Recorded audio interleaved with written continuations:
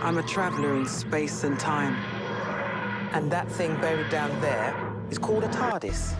Time and relative dimension in space. It'll be fantastic. Oh, brilliant. Allons-y! So long as there's mass. Always mass. One day, I shall come back. Yes, I shall come back. Would you like a chili, baby? Someone tell me what the hell is going on here? Let me take it from the top. Hello. I'm the Doctor.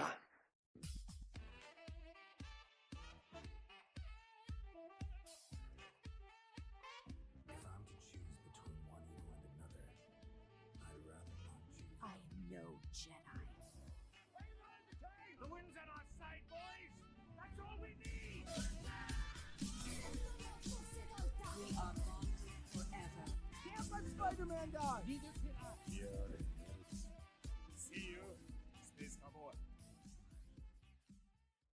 Extraterrestre voyageant à travers l'espace et le temps à l'aide de son vaisseau iconique en forme de cabine téléphonique de police bleue, typique de l'ancienne police britannique.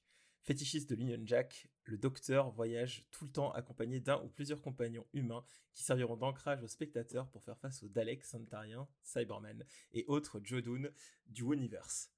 Bonjour à tous et à toutes et bienvenue dans Graphic Saga. Aujourd'hui, on va parler de Doctor Who en compagnie de Pauline de la chaîne Pepper Potts de référence française de Doctor Who et Bonjour. de Guillaume de Spoiler. Salut à tous les deux. Salut. Salut. Vous allez bien ? Ça va et toi? Ça va, merci.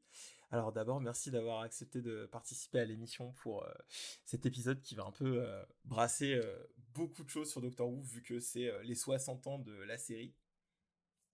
Et que je voulais absolument revenir dessus, parce que j'aime beaucoup cette série. Alors avant qu'on commence, comment vous avez découvert Doctor Who, vous tous les deux ? Ah bah grâce à France 4. Et oui. Pareil Guillaume. Oui.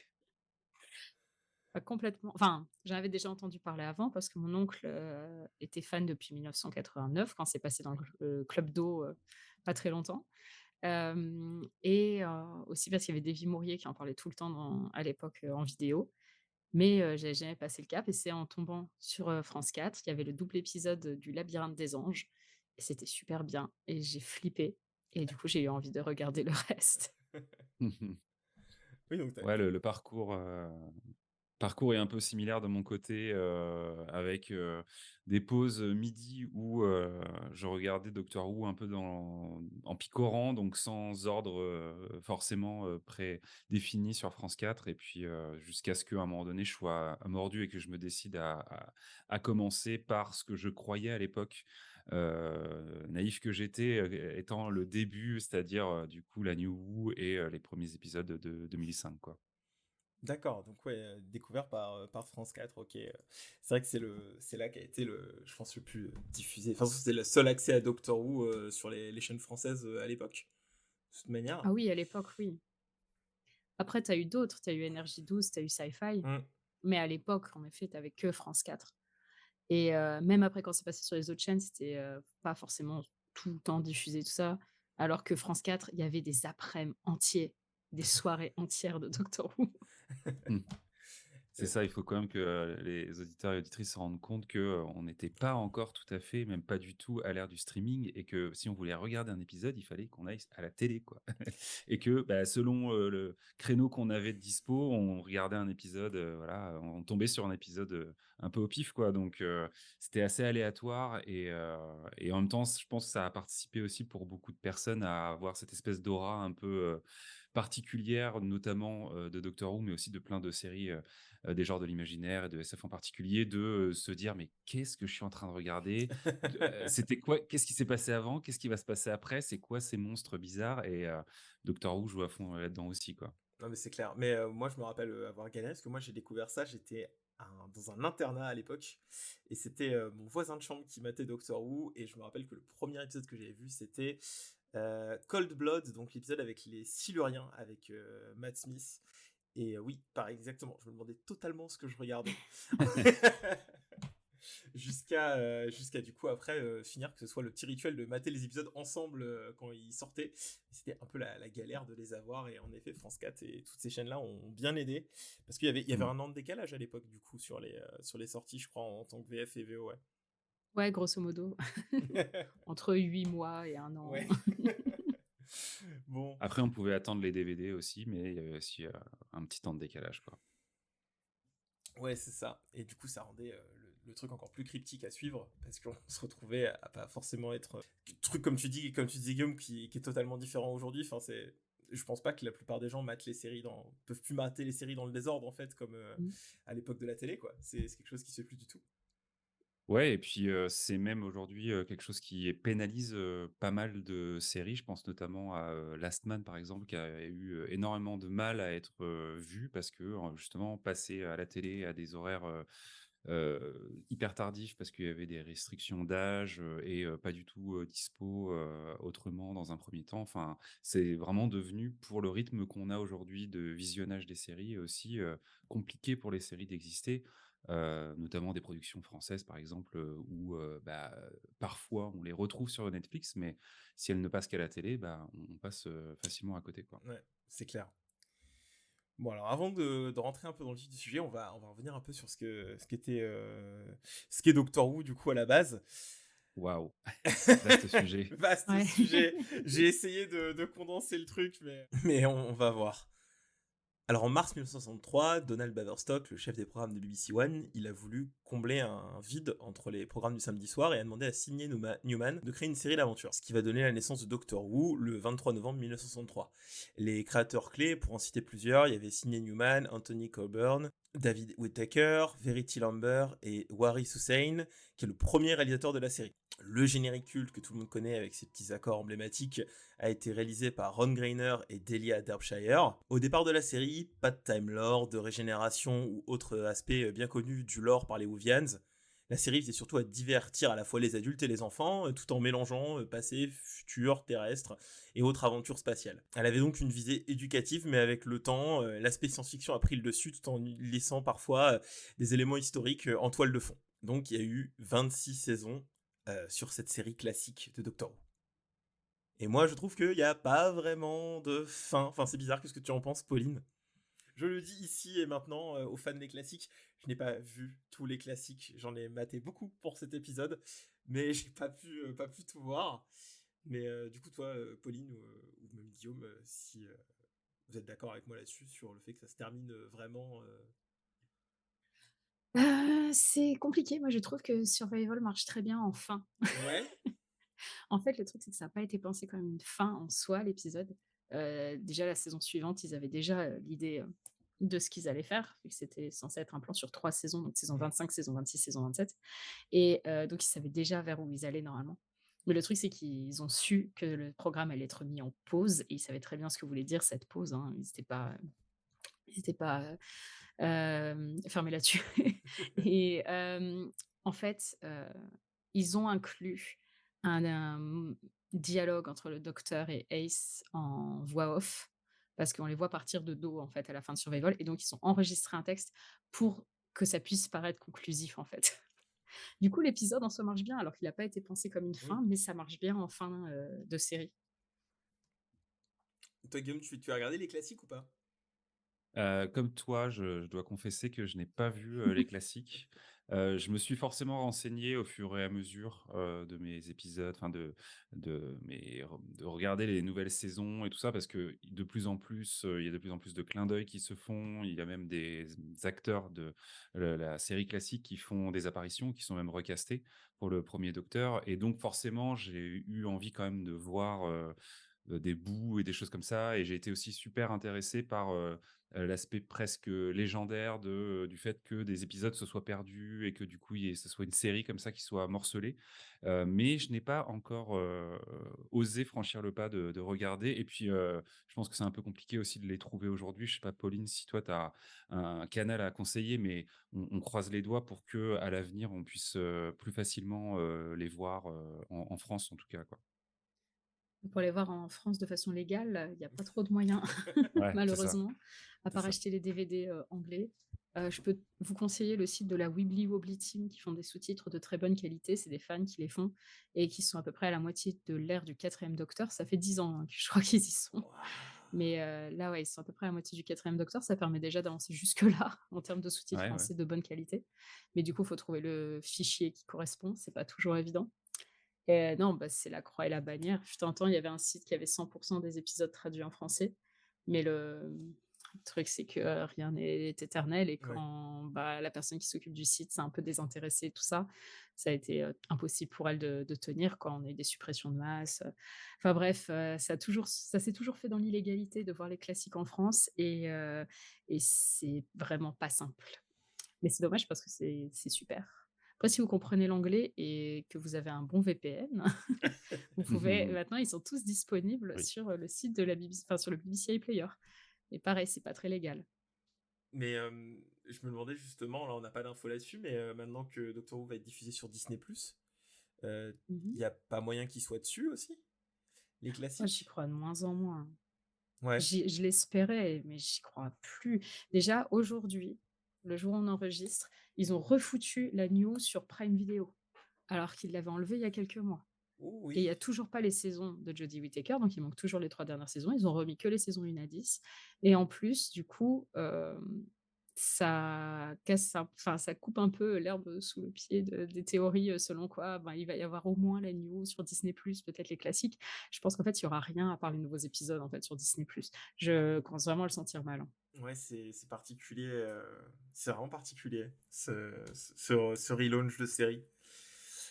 Et en parlant de relaunch, justement, du coup, après l'annulation de la série classique, on va juste avoir un film en 1996, entre-temps, qui va être mis en partenariat. Du coup, c'est avec Universal, du coup, les Américains qui vont vouloir mettre Doctor Who à la sauce Hollywood. Vous avez vu le film, bah, Pauline, je suppose, et Guillaume Oui. aussi. Non, tu l'as pas vu le film, Guillaume? Non, non. Alors, moi, je l'ai surnommé Albert Wesker contre le Docteur, mais c'est personnel. Albert Wesker, qui est Personnage de Resident Evil. personnage de Resident Evil, voilà, avec ses Ouais. lunettes de soleil et son trench coat en cuir noir. Ah, moi, je voyais plus le rapport avec Terminator, tu vois. Il y a Terminator à mort aussi dedans. Hein, c'est, alors, le film c'est une curiosité, je trouve. C'est parce que c'est. J'aime bien le film, il est très décrié, il est pas terrible, on va pas se le cacher, il est mal écrit, il est inconsistant par rapport, à beaucoup de trucs de Doctor Who. Il nous a sorti que le docteur était à moitié humain, ce genre de conneries. Mais je peux pas m'empêcher de l'aimer parce que les acteurs sont incroyables. Ils cabotinent à mort et ils sont super attachants et je m'ennuie jamais devant le téléfilm, en fait. Donc ça a beau être un film tu sais, enfin, il y a pas besoin qu'un film soit bon pour que tu le trouves divertissant un peu et c'est exactement ça le téléfilm Doctor Who, en fait. Mais je vois ce que tu veux dire parce que autant, comme tu dis, c'est pas le film de l'année, autant il y a beaucoup de choses qui m'ont fait beaucoup sourire et rire, notamment, enfin bon, c'est ridicule, mais le plan d'intro où on a le docteur qui sort de son Tardis et juste se prend une balle et s'écroule, il se prend juste une balle et est tué par des gangsters dans la rue. Je fais ah bon, Et d'accord. il y a beaucoup de gens qui détestent cette scène, mais moi, Ah ouais, sans mauvais jeu de mots, elle me bute, en fait. ah oui, elle est super drôle en fait. Elle Ce est qui est hyper- assez étonnant avec. Alors, je sais plus si il a été prévu, il avait été programmé pour être au cinéma ou seulement à la télé. Non, seulement à la télé. Mm. Ouais, donc ça reste effectivement un téléfilm, mais ce qui est assez étonnant, c'est que, malgré, le fait qu'ils aient eu envie de relancer quelque chose aux États-Unis avec, ce téléfilm, probablement, ils font quand même l'effort de créer une continuité puisque du coup, c'est le passage de relais entre, Ouais. Sylvester McCoy qui jouait du coup, bah, le précédent Docteur, hein. Et malheureusement, alors là, je n'ai plus le nom Paul de McGann. l'acteur qui prend le relais. Voilà, c'est Et ça, Paul qui lui McGann. n'aura pas la chance d'avoir la moindre saison à son actif. Bon, il se rattrapera un peu plus tard, notamment du côté de l'audio, mais du coup, je trouve ça assez étonnant de se dire, à cette époque, ils ont voulu un peu relancer la machinerie, faire un truc qui était assez différent dans le ton, et pourtant, ils veulent quand même assurer une certaine continuité, et on sent que c'est dans l'ADN de la franchise au final, quoi. C'est que non, non, on lâche pas ce qui a été fait avant. Tu l'as pas vu, c'est pas très grave, mais ça existe quand même, quoi. Ça, c'est assez fou, je trouve. Ouais, c'est assez marrant. Mais du coup, Paul McGann, comme tu disais, ouais, il se rattrapera en audio et il a pareil, il a un mini-sode, je crois. Il avait eu un Oui. mini-sode pour les 50 ans et il est apparu dans le dernier épisode sorti à Mhm. ce jour aussi. Donc il est quand même là, il est présent dans la continuité Ouais, ouais, des complètement, ouais. docteurs. Et Et ça, c'est c'est chouette tous des parce que vrais c'était pas docteurs, couru quoi. d'avance, Ouais. hein. C'était quand ils ont voulu faire revenir la série, ça a été la grande question de est-ce qu'on va mettre Paul McGann ou pas, hein, parce que c'était pas du tout sûr de le compter. Il y a énormément de fans à l'époque qui ont râlé en disant que pourquoi est-ce qu'ils ont repris, pourquoi est-ce qu'ils le comptent, normalement le nouveau docteur ça devrait être le huitième. Ça a été assez houleux dans le fandom parce que les gens voulaient pas forcément le compter justement parce que le téléfilm est pas très bon et qui modifie beaucoup de choses au canon de la série, Mm. même si c'est difficile, il n'y a pas vraiment de canon très clair de la série, ça se contredit tout le temps. Mais c'est vrai que ça fait un peu grincer des dents à l'époque, mais je suis contente qu'il ait gardé parce que c'est un excellent interprète. Ouais, c'est clair. Et moi, j'aime beaucoup son mini-sode justement sur c'est The Night of the Doctor pour les 50 ans qui était très très cool. Et justement, en parlant du coup, tu parlais du choix du nouveau Docteur. Du coup, en 2005, il y a pareil, de nouveau un besoin de faire revenir Doctor Who. Et du coup, il y a plusieurs producteurs qui cherchent un moyen de faire revenir la série. Et les gens vont se tourner vers le très connu, du coup, maintenant, Russell T. Davies, qui décide de porter à bras le corps ce projet de faire revenir Doctor Who sur les écrans de la BBC. C'est pas une mince affaire, il va y passer quand même plusieurs années, il va essorer plusieurs échecs, notamment dans la recherche du docteur qui va devoir prendre plusieurs personnes qui sont approchées, notamment Hugh Grant, je crois, aussi Bill Nighy, qui refusera parce que c'était trop lourd à porter. C'est ce qu'il déclarera. Pour finalement du coup se tourner vers un acteur qu'il a déjà fait intervenir dans une de ses séries, du coup Christopher Eccleston, qui sera du coup le 9e Docteur et la petite pression de relancer une série culte sur les écrans de la BBC. Donc je sais pas, qu'est-ce que vous pensez déjà de toute cette époque où la New Who est arrivée en fait, parce que ça a été quand même un gros changement sur parce que tu parlais de continuité de Doctor Who qui n'existe pas, mais ça quand même ils ont introduit la time war, enfin la guerre du temps et tout ça, gros changement pour les fans. Ça n'a pas forcément été super bien accueilli au début, mais par les anciens fans, je veux dire, mais en même temps, ils sont jamais contents. Donc, non, ouais, c'est sûr que c'était vraiment des très gros changements.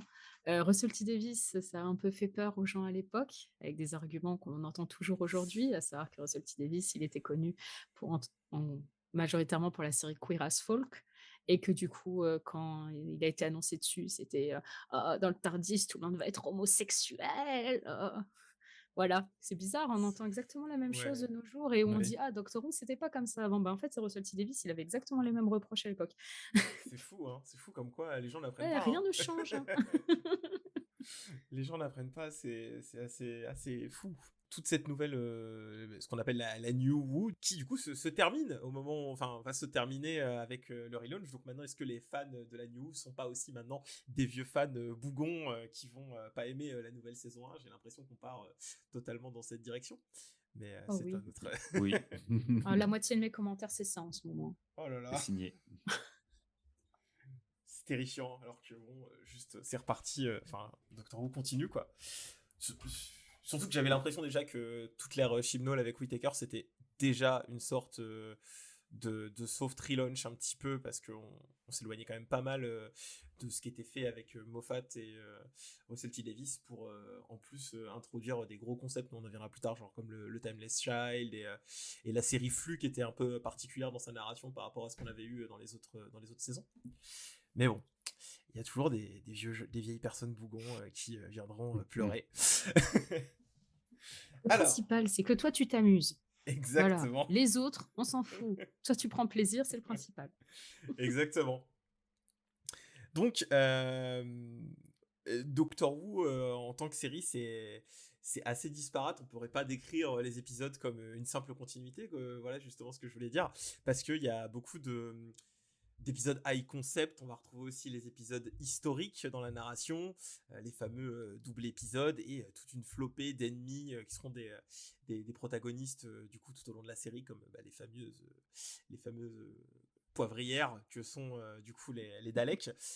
Est-ce que vous avez des préférences d'ailleurs dans les types d'épisodes qu'on peut avoir dans Doctor Who? Ah, moi, j'adore les épisodes historiques. Ouais. Ouais, Ah ouais. j'adore les épisodes historiques. Je sais que je suis loin d'être majoritaire là-dessus, mais c'est vraiment ce que je préfère. Et justement, c'est ce que j'ai préféré sur la dernière ère, sur l'ère Whittaker. À part le tout dernier, Legend of the Sea Devils, qui d'après moi est complètement raté, tous les autres, je les aimais à des degrés plus ou moins divers, mais c'est des épisodes que j'ai tous aimés, voire adorés. Et, euh, et c'est vrai que même sur la série classique, au tout début, quand il y avait des épisodes historiques, c'était purement historique. Et moi, je trouve ça trop bien d'être avec Marco Polo, d'être avec les Aztèques, les Romains et tout, j'adorais. Et après, en fait, ça s'est un peu perdu parce qu'ils se sont rendus compte que les enfants, ils en avaient rien à faire d'apprendre l'histoire avec Doctor Who et que si vous voulez garder des spectateurs sur ces trucs-là, fallait mettre de la SF. Donc les épisodes historiques, ils ont mis de la SF dedans. J'ai- J'aime limite moins quand il y a de la SF dedans que quand c'est du pur historique. Mais je suis assez d'accord avec toi que ceux sur la Whittaker, ils sont ultra intéressants parce qu'ils ont été touchés à la. Alors, il y en a un sur la partition, je crois. Sur la partition des Indes, ouais, Ouais, sur il est la partition des incroyable. Indes qui était super C'est un de cool. mes favoris. Il y avait qui d'autre? Il y avait. Un épisode avec Rosa Parks Oui, il y aussi. avait Rosa Mhm. Parks, effectivement. Bon, les Sea Devils. Nikola Tesla. Ouais. T'avais Spyfall aussi, enfin la deuxième partie pendant la Seconde Guerre mondiale avec Nouri Nayat Khan. Enfin, voilà, t'as pas mal d'exemples. Ils sont assez qualitatifs. Mais alors, en parlant des épisodes historiques, il y a quand même un épisode, entre guillemets, historique de Doctor Who qui est un peu connu de tout le monde, j'ai l'impression. C'est le fameux épisode avec Van Gogh.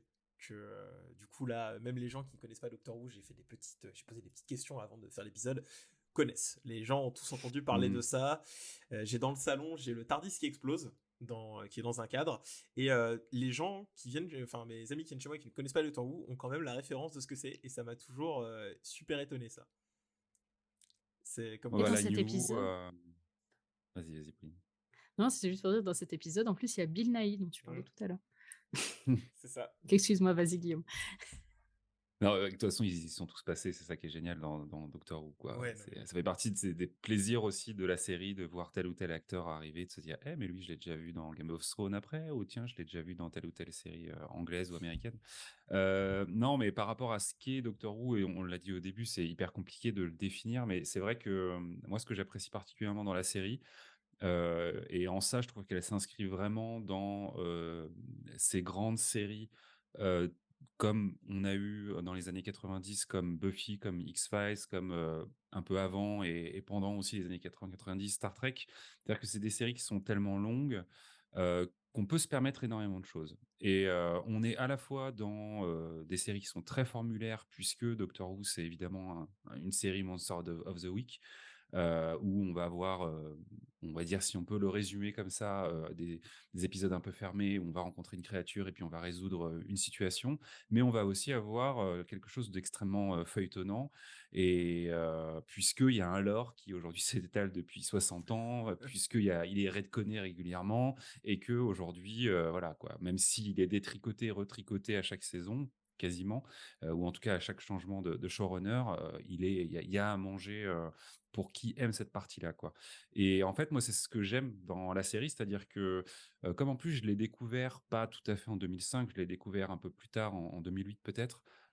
J'ai eu l'occasion de me faire au moins les premières saisons de la New Who un petit peu en mode binge, quoi, ou en tout cas je pouvais choisir mon rythme de visionnage, et j'avais vraiment ce côté très éclectique qui était cool. Et en fait, c'est ça que j'aime chez Doctor Who, c'est que tu as une diversité de cadres, tu as une diversité de situations, et quand un épisode commence, tu peux pas vraiment savoir où ça va aller, et c'est ça qui est génial, c'est que le seul repère finalement, c'est le docteur, c'est son compagnon ou sa compagne, et ensuite, bah, tu te laisses emporter tel un voyageur dans le TARDIS, dans l'aventure qu'on va te proposer, et peut-être que ça va partir en hard SF, peut-être que ça va être désespérant, peut-être que ça va être hyper drôle, peut-être que ça va être historique, tu peux pas vraiment savoir, peut-être que ça va être tout ça mélangé.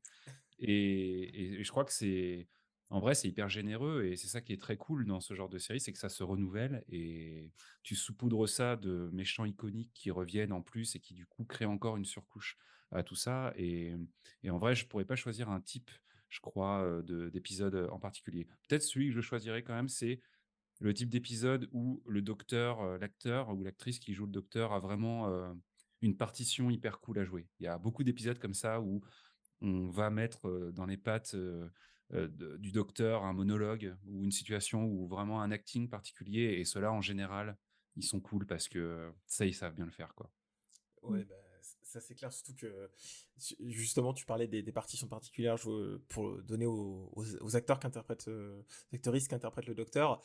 Et que serait Doctor Who justement sans les acteurs aussi, enfin, aussi marquants qui a pu avoir Ah oui. pour interpréter les docteurs, quoi.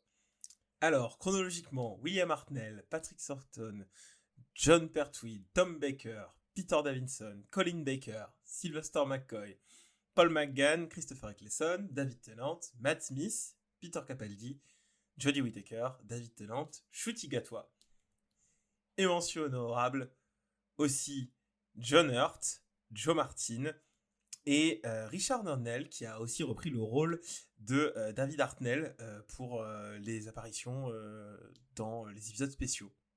Est-ce qu'on compte les docteurs qui sont dans Curse of Fatal Death? Est-ce que tu les comptes comme des docteurs canons Voilà, tu vois qu'Hugh Grant a été docteur dans ce Oui, cas-là. tu ça. vois, t'es docteur.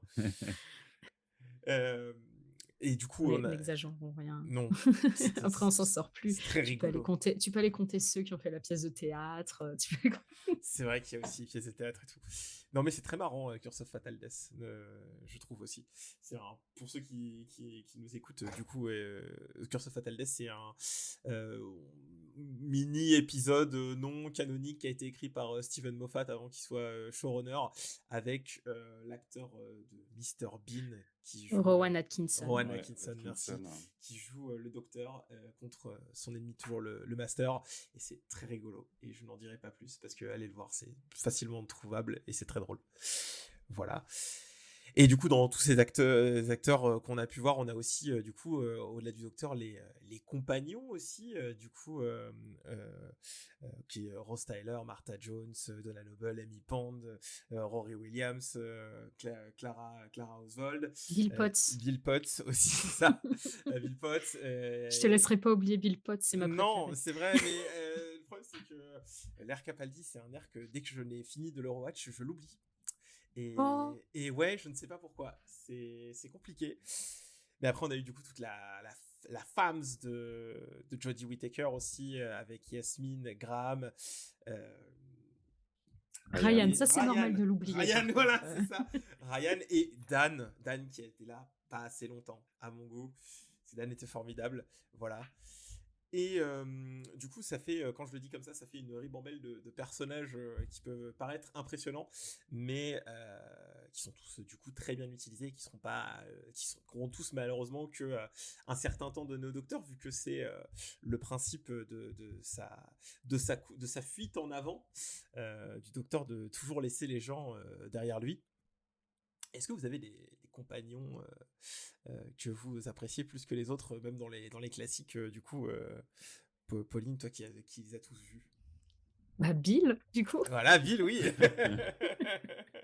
Ma préférée. J'aimerais pouvoir te dire Dan, mais je suis super frustrée qu'en fait on l'ait pas vu plus longtemps. C'est ça, on est d'accord. Parce que je l'adore, mais du coup j'ai l'impression de ne pas avoir eu assez de temps pour m'accrocher à lui. Mais sinon, mon favori de favori, c'est Jamie, qui est un compagnon du deuxième docteur. Ok. Et qui a une alchimie avec le deuxième docteur. C'est vraiment une alchimie docteur-compagnon préférée. T'as une espèce de côté bromance très étrange. Il y a d'ailleurs, il y a des drôles de sous-entendus entre le docteur et lui. Mais il est super drôle. C'est un Écossais du 15e siècle, 16e siècle, je ne sais plus, qui vient des Highlands. Et en fait, c'est un truc que je trouve super intéressant et qui, je trouve, n'est pas assez fait du tout sur la New. C'est que, par exemple, dans l'ère du deuxième docteur, tu as eu un moment où tu avais Jamie qui, du coup, venait du passé et Zoé qui venait du futur.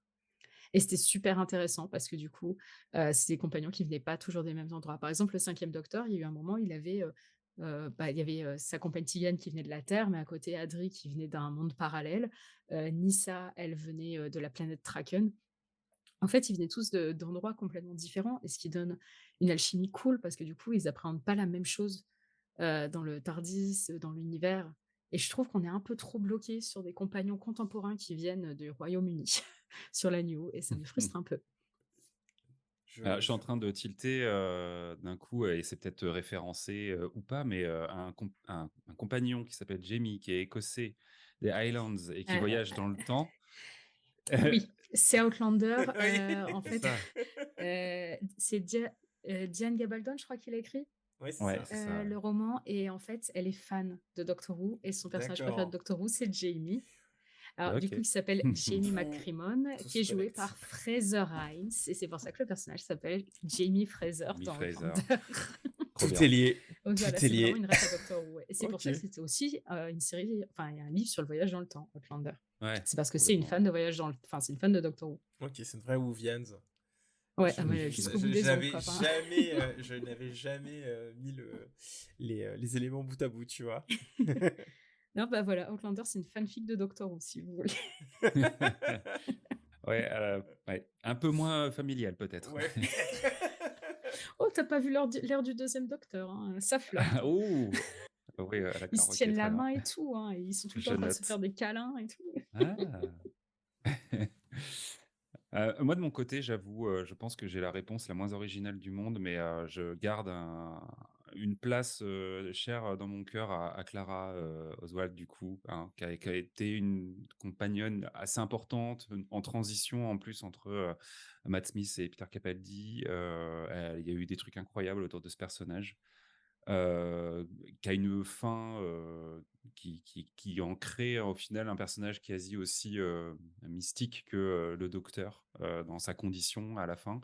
Donc c'est vrai que j'ai beaucoup aimé ce personnage, et on peut aussi quand même citer des personnages qui interviennent auprès du docteur mais qui sont plus ponctuels, mais qui sont aussi de fortes personnalités. Et là je pense forcément à Jack Harkness quand même, où on parle d'alchimie, on parle de bromance. Bon, bah, Jack Harkness, on est vraiment dans ce genre de moment, et on le revoit justement à l'ère Jodie Whittaker, et je trouve que c'est drôle aussi ce qui s'y passe. Donc je pense que je garderai un peu ces deux-là, mais c'est vrai qu'ils sont tous à leur niveau, ils sont tous hyper cool, peut-être un petit peu moins Mickey. Écoute, voilà, c'est peut-être celui que je oublierai le plus en faisant la liste. Ah oui, c'est vrai, il y avait lui. C'est C'est pas grave, lui, tu le reverras jamais, donc C'est ça. c'est clair. Moi, je pense que je vais être un peu comme toi, Guillaume. Clara, qui a été un personnage que j'ai adoré, qui donc The Impossible Girl, qui a un truc assez mystique, qui devient un personnage que tu as l'impression qu'il sera du coup un peu toujours là autour du docteur. Mais j'aime beaucoup Rory aussi. J'ai beaucoup aimé. Alors, je sais que c'est pas forcément quelque chose de très, comment dire, populaire, mais j'aime beaucoup le côté très cartésien, très terre à terre qu'il apporte au trio avec Amy et Matt Smith, notamment le premier échange qu'il a avec le docteur quand il rentre dans le TARDIS, en disant le docteur s'attend à ce que quand les compagnons rentrent dans le TARDIS, généralement les premières fois, ils disent c'est bigger on the inside, le plus grand à l'intérieur, et Rory qui rentre en disant juste ah oui, donc c'est sans doute une dimension parallèle, ce qui vexe énormément Matt Smith, et ce qui m'a fait vraiment ce qui fait toujours autant rire quand je revois ça, parce que tu vois l'ego de ce personnage qui du coup n'est pas content que quelqu'un vienne juste dire oui, j'ai lu aussi des bouquins de SF dans ma vie. Et ouais, voilà. Et je suis un peu comme toi, Pauline. Dan, je suis déçu qu'on l'ait pas vu plus. Et comment dire, je m'attachais beaucoup à Yaz aussi. Même si je trouve que ça s'est un peu terminé Ah, t'as bizarre. pas aimé sa fin? Moi, j'ai Si, beaucoup aimé sa fin. j'ai bien aimé, mais je sais pas. Je m'attendais. Alors, pas de quelque chose de tragique, hein, c'est bon, les compagnons qui meurent et qui disparaissent, on a donné. Hein, mais. Ah, moi, j'en ai marre. Hein. Ah ouais, non, parce que surtout. J'aime bien de temps en temps aussi que certains soient pas la personne la plus importante de l'univers. C'est pour ça que genre Bill, c'est une compagne que j'adore sur la New. C'est parce que on a tellement eu des compagnes qui... J'adore Clara aussi, hein, Mais Clara, elle a eu sa fin grandiloquente. Amy et Rory, ils ont eu leur fin super larmoyante. Donna, elle a eu la pire fin de tous. Martha, j'aime bien aussi sa fin parce que je trouve que justement, elle a un côté très humain, très, enfin, moins tragique. Rose, Mm, alors mm. là, la tragédie totale. Mais c'est vrai que C'est j'aime vrai que bien Rose, qu'en ouais. fait, ouais, et j'aime beaucoup les départs sous l'air Chibnall parce qu'ils sont très simples, où c'est vraiment Mm. juste, bon, bah, on va s'occuper de notre famille. Bon, bah, je pense on sera plus compatibles. Je préfère qu'on se quitte en bons termes. Enfin, c'est mignon. J'aime pas trop le départ de Dan, mais pour le coup, c'est pas de leur faute. C'est parce qu'il y a eu tout le Covid sur Flux. C'est pour ça qu'on n'a pas vu beaucoup Dan. Forcément, il y a moins d'épisodes à cause du Covid. Et derrière Power of the Doctor, les dates de tournage sont tombées à un moment où John Bishop avait un tournage aussi. Et ils ont été obligés de faire sortir le personnage en début d'épisode parce qu'ils pouvaient pas tourner dedans. Donc au moins, ils lui ont quand même donné une fin, même si elle est pas dingue. Ça se Mais... sent beaucoup dans l'épisode, hein, par contre, hein, parce ouais, que ça se vraiment, sent qu'il manque ça un. commence et bah, j'y vais moi. Bon Ouais, courage, ouais, hein, non, sa fin, elle est on chelou. se verra samedi, hein, mais j'ai un truc à faire. Moi, il le ramène à Vraiment, la il y a fin, tu vois. toujours. Oui, il est avec Graham à Et la puis, fin. c'est ça. Mm. Et puis on Ils a étaient toujours fait pour être amis. l'espoir de les revoir pour le coup, vu qu'il leur est rien arrivé de grave, C'est ça. peut-être que on Bah, sait pas. Et à la place, on te ramène celle à qui il est arrivé le truc le plus grave, oui, tu vois. c'est clair. Alors que tu en as C'est un plein que autre tu peux faire sujet. C'est revenir un sans autre problème. sujet. C'est C'est un vrai. autre sujet, tu as raison. On y verra vite, on y viendra vite fait. Mais oui, mais tu parlais de revenir, bah, genre notamment Clara, on en parlait, mais bah, Clara, elle est quelque part. C'est un des compagnons qui est quelque part, voilà. Ah bah, techniquement, elle est toujours dans l'univers. Tu Ah peux oui, très bien oui. recroiser Clara, hein. Le son- Bon, elle Ouais. aura pris quelques rides, ce qui est pas très logique avec son histoire, mais à part ça. Oui. Mais d'ailleurs, ils ont fait un clin d'œil involontaire que les fans, ils ont remarqué, c'est dans la saison 5, le diner, saison 6, où commence la saison 6. Ils sont dans un diner, et en fait, c'est un décor réutilisé, Mm. qui a été réutilisé pour faire le Tardis de Clara, et du coup, les fans ont pris ça comme un clin d'œil, sauf que ça a été fait avant, enfin, rétroactivement, enfin, bref. Bon, en gros, ils ont tourné ça dans le seul diner Oui, de c'est Cardiff, en ça, fait, exactement. qui n'existe même plus. Donc, je sais même pas ce qu'ils vont faire maintenant s'ils veulent tourner dans un diner. Il y a plus de diner. Eh ben, ils ne tourneront plus dans un diner, voilà. Ils auront l'argent pour en reconstruire. Hein, c'est pas grave. Et Sachez que ce diner, quand tu y allais et que tu disais que tu étais fan de Doctor Who, ils essayaient de te mettre à la table justement où se passe la scène dans la saison 6. ah ouais, carrément. Et ils étaient tout fiers de te dire: «Oh là là, là-bas, il y a eu Peter Capaldi qui jouait avec sa guitare». Ah ouais, les gens de Cardiff qui sont très heureux d'avoir vu Peter Capaldi dans leur dîner. Ok. Et donc oui, on a parlé des compagnons, on a parlé des docteurs. Après, on a parlé rapidement des ennemis de Doctor Who, parce que alors là, si on commence à s'attaquer à toutes les espèces d'extraterrestres qu'on a pu voir, il y en a pour 3 épisodes entiers. Mais du coup, on compte rapidement les plus connus, du coup, les Daleks, qui sont des espèces de poivrières avec des lasers et des ventouses, qui ont été faits à la base, en plus qui devaient même pas être retenus à la base, je crois, comme méchants, non? Il y a quelque chose comme ça, le visuel plaisait pas. Ouais, ils aimaient pas trop le Oui, visuel parce que ça faisait trop cartoonesque, ça faisait trop cheap en fait. Le truc, c'est que bah, Doctor Who, c'était un programme qui a été créé pour pas coûter d'argent. Donc du coup, on m'a dit, bah voilà, vous prenez ça et vous faites pas chier, quoi, un peu. Puis bah, ils ont bien fait parce que je pense que personne. Enfin, je sais que le créateur Terry Nation, il avait détesté ce que ça donnait à la base, et puis il a vite appris à l'aimer quand il a reçu le chèque, je crois. ouais, je pense, ouais. Mais ils sont grotesques, mais ils sont marrants, les Daleks, même si je trouve pas les ennemis les plus intéressants qu'on peut croiser. Impossible.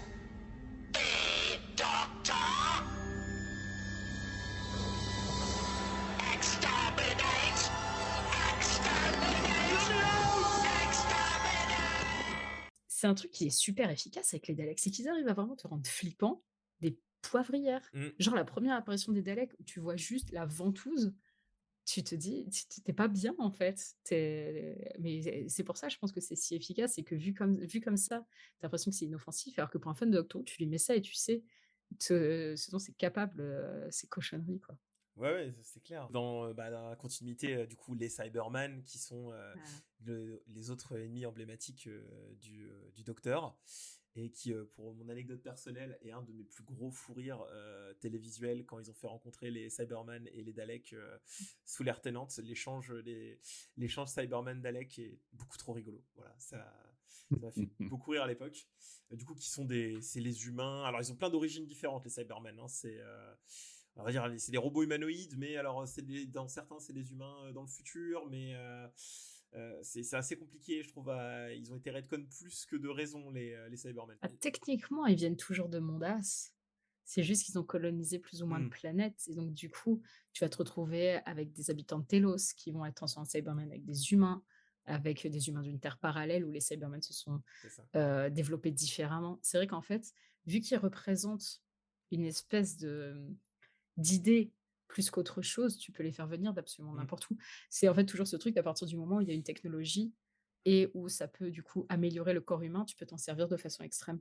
Donc en fait, tu peux t'en servir tu peux les faire naître à peu près n'importe où. C'est ce qui est terrifiant avec les Cybermen, c'est qu'ils peuvent naître partout en fait. Il y a aussi du coup tout ce qui va être les Siluriens, du coup, qui sont des hommes lézards. Après, il y a tous les ennemis qui vont apparaître que dans un seul épisode. Après, il y a du coup les ennemis plus connus, mais qui viennent de la New. Du coup, les anges pleureurs, qui sont devenus hyper iconiques depuis du coup leur première apparition dans l'épisode de Moffat. I don't know what stopped you talking, but I can guess. They're coming. The angels are coming for you. But listen, your life could depend on this. Don't blink. Don't even blink. Blink and you're dead. They are fast, faster than you could believe. Don't turn your back. Don't look away and don't blink. Et on a aussi le maître, le seigneur du temps, rival et antagoniste du Docteur, Ah là là là là. interprété uniquement par des acteurs et actrices incroyables. Voilà.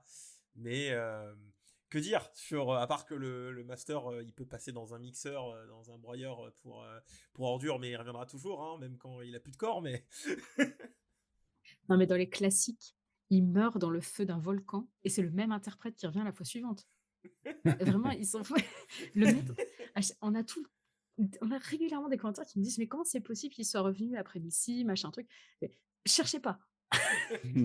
C'est le personnage. magique, il ta gueule. revient. C'est ça. Pour revenir sur le film, c'est une flaque de morve, le maître dans le film au début, c'est ça, hein.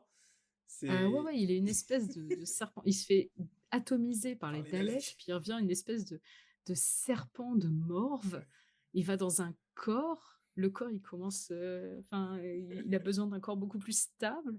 Il finit dans l'œil d'harmonie et il revient en John C. Mais ça pose. Enfin, il revient en Derek Jacobi et ça pose aucun problème à personne, quoi. Bah, c'est bon. C'est la base du personnage. Il revient toujours. Mais c'est vraiment sur la période de Anthony Ainley, qui du coup a été le maître de la fin du 4e Docteur au 7e. Ouais, au 7e. À chaque fois, il le faisait mourir, mais dans des conditions horribles. À chaque fois, le mec revenait, quoi. C'était toujours le même mec. C'est la fameuse phrase je reviendrai, quoi. C'est vraiment le Ah, méchant mais qui c'est dit ça. je reviendrai. Son poing là, il tombe dans la lave et il Très s'enfonce. cartoon, c'est ça, très cartoon. Ah, c'est exactement ça. Vous avez là Non, mais Vas-y, Guillaume, vas-y. non, j'allais juste te dire que effectivement, on a cité le docteur, les compagnons, les concepts et tout ça, mais les méchants dans Doctor Who, c'est quand même sa plus grande qualité et son plus gros défaut pour ceux qui ne regardent pas. C'est-à-dire que vraiment, je pense que les méchants, c'est ça qui peut rebuter beaucoup aussi les personnes qui débarqueraient, même au niveau de la New Who au début. C'est que clairement, Doctor Who, tu le disais Pauline, s'est construit sur la base de quelque chose d'un peu fauché. Donc forcément, ils trouvaient des manières de représenter les choses et puis de le faire avec beaucoup de créativité. Mais quand ils ont fait la New Who, ils ont gardé cet héritage-là, c'est-à-dire qu'on a quand même des méchants qui sont un petit peu en latex ou qui font des trucs en 3D un petit peu bizarres, un petit peu cheap et tout, et ça fait partie du charme de la série. Et en fait, ce qui est génial, c'est que quand tu regardes ça un peu d'un œil extérieur, malheureusement, tu te dis ouais, d'accord, mais c'est carton-pâte, c'est vraiment ridicule, c'est cheap, j'ai pas envie de regarder ça.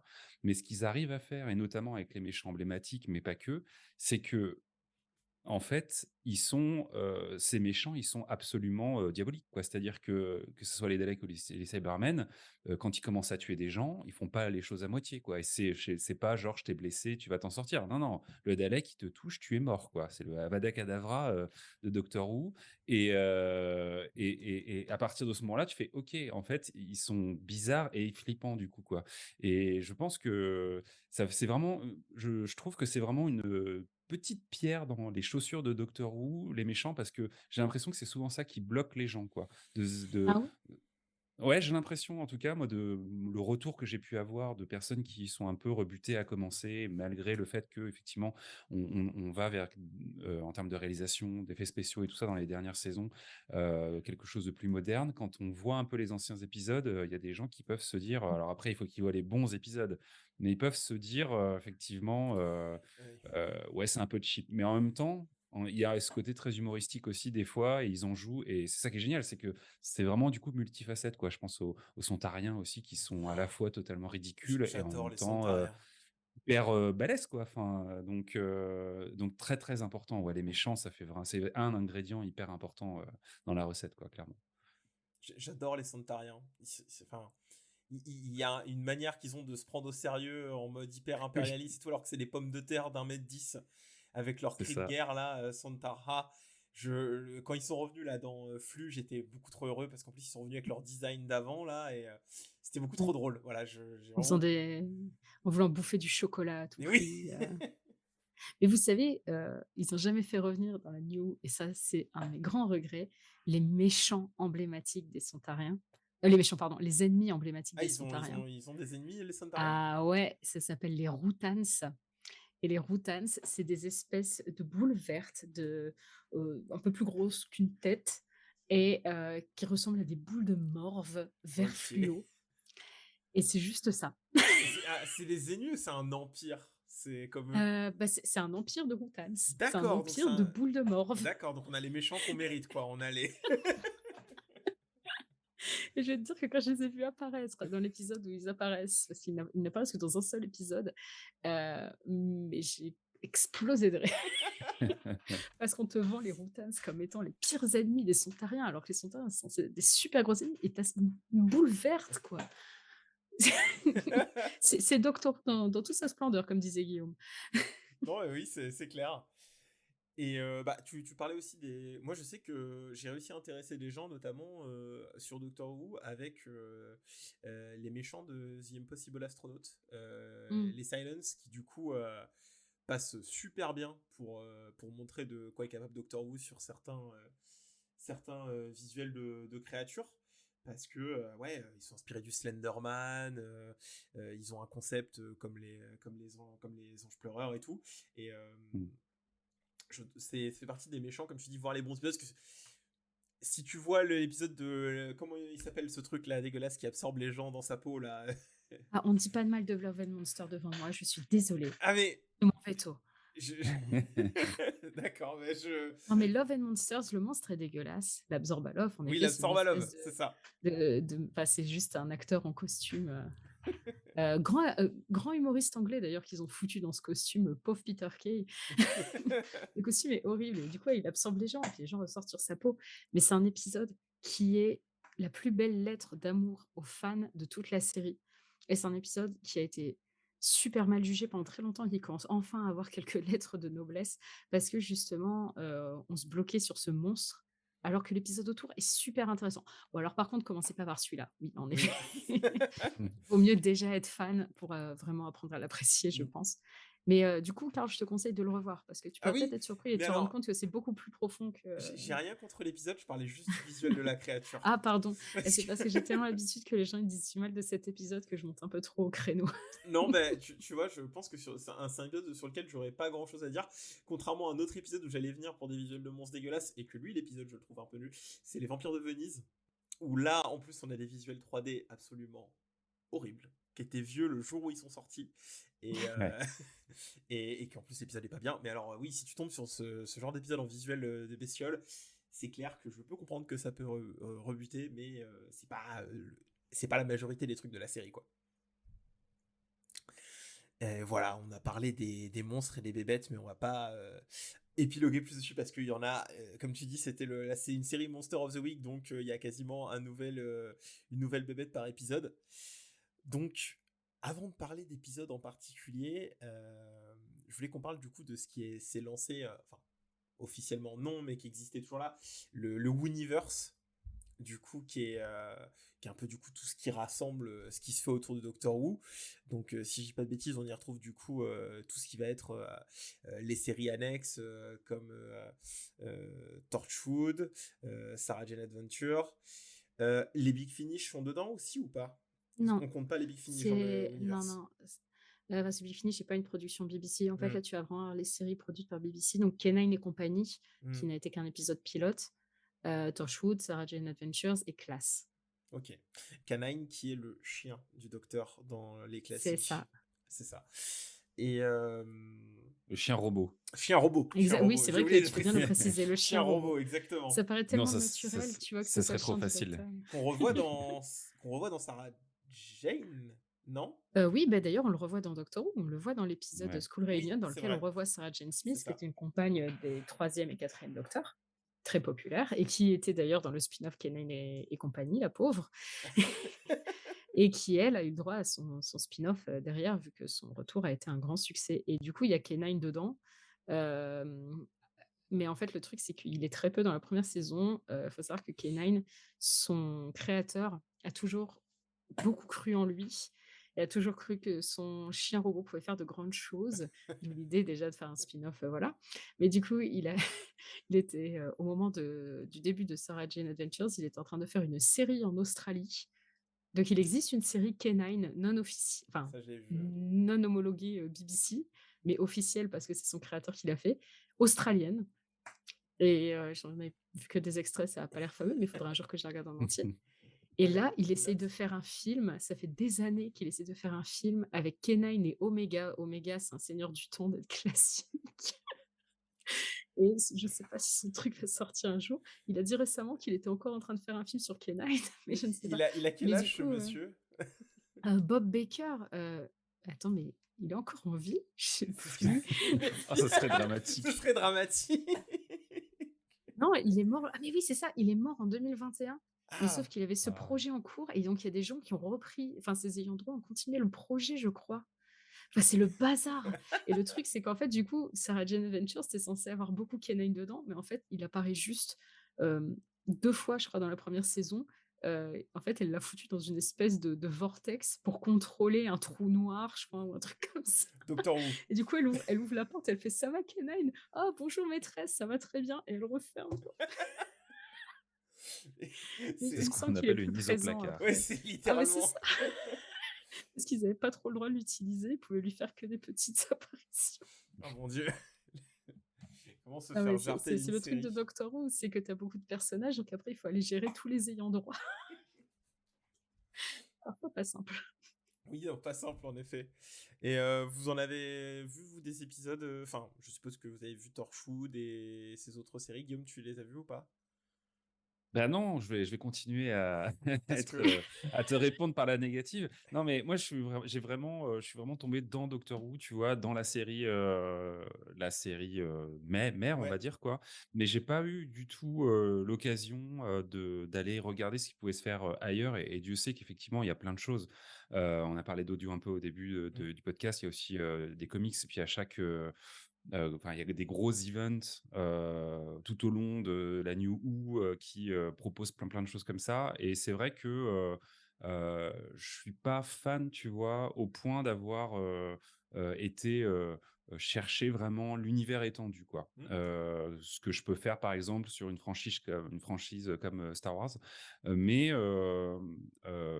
Mais pourtant, ça a l'air, en fait, ça a l'air tellement éparse. Peut-être le truc qui m'attire le plus, tu vois, c'est les audios, parce que je trouve cool qu'ils recréent des aventures avec des anciens docteurs, des anciennes compagnes, des anciens compagnons. Mais c'est vrai que j'ai pas regardé. Peut-être que Torchwood est quand même sur ma liste, puisque c'est elle qui a eu le plus de saisons et qui a eu un développement peut-être le plus long, j'ai l'impression. Je sais pas, Sarah Jane, il y a combien d'épisodes en tout? Il y a 5 saisons sur Sarah Jane, il y a une saison de Ah ouais, quand plus. même, ouais. Quand même. Mais le truc, c'est qu'en fait, elle n'est pas sortie en France, Sarah Jane Adventures. Il y a beaucoup de gens qui ont commencé le Universe par Torchwood parce que c'était diffusé sur NRJ12 de façon soutenue. Et donc, il y a beaucoup de gens qui ont connu d'abord le spin-off Torchwood. Et genre, moi, je connaissais de nom Torchwood bien avant de connaître Doctor Who, en fait. Hmm. Et du coup, Torchwood, c'est beaucoup plus facile à trouver en un sens parce que il y a eu des vrais VF. Mais non, techniquement, Sarah Jane Adventures, me semble-t-il, est bien et fait une saison de plus, ouais. Mais Torchwood, Ok. il y a eu aussi une espèce de pause où ça a été repris. Ça a changé plusieurs fois de chaîne déjà, Torchwood, puis ça a fini par être produit par une chaîne américaine. ça a été un peu chaotique. J'ai détesté Torchwood. C'est vrai? Même Ah, la j'ai... saison 3? ah ouais, j'ai pas du tout accroché à Torchwood. Ah, parce que souvent, les gens qui aiment pas Torchwood, ils aiment quand même la saison 3. Ah ouais, moi non, j'ai pas du tout accroché à Torchwood. Prix spécial à Cyberwoman, là. Le truc écrit Ah ouais, par non, mais ça, Chibnall. c'était horrible. Ah, ça, c'était abominable. Mais ouais, non, du coup, j'ai pas été au bout. Et accordons à Chris Chibnall qu'il a pas choisi le design, hein. Ouais. Et le design, ça fait beaucoup. Parce qu'en soi, l'histoire, elle est pas mauvaise. Non, non, Enfin, mais c'est clair. Mais c'est assez atroce à voir, du coup. Guillaume est en train de se demander ce qu'est Cyberwoman. On te laissera chercher. Ouais, Bah, ouais. j'imagine, je me fais une image mentale là de quelque chose, j'irai Bah, voir. c'est pire. Ouais, c'est pire, ouais, je pense que ton Tu peux pas cerveau- le deviner.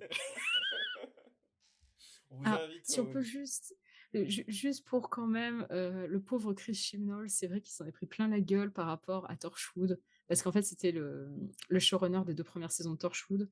Mais c'est surtout que Russell T Davies, il était beaucoup derrière son dos, surtout sur la saison 1, sauf qu'il était sur Doctor Who, donc il pouvait pas vraiment le faire. Donc Chris Chibnall, il a pas pu faire sa première saison comme il le souhaitait, mais c'était du coup la moitié de sa saison à lui, la moitié de la saison de Russell T Davies. Ça faisait un mix un peu étrange, où ils ont eu du mal à se roder. La première saison, elle est vraiment pas terrible.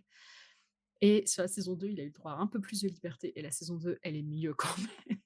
Ça s'éparpille moins, ça parle beaucoup moins de cul. Parce que c'est quand même un énorme problème de la saison 1 de Torchwood, de toute la série, mais surtout de la saison 1. Et en fait, le gros problème de Torchwood, c'est qu'ils se sont dit, c'est une série pour adultes et on va y aller à fond. Va y avoir du cul, du cul, du cul et de la violence et des morts, morts, morts.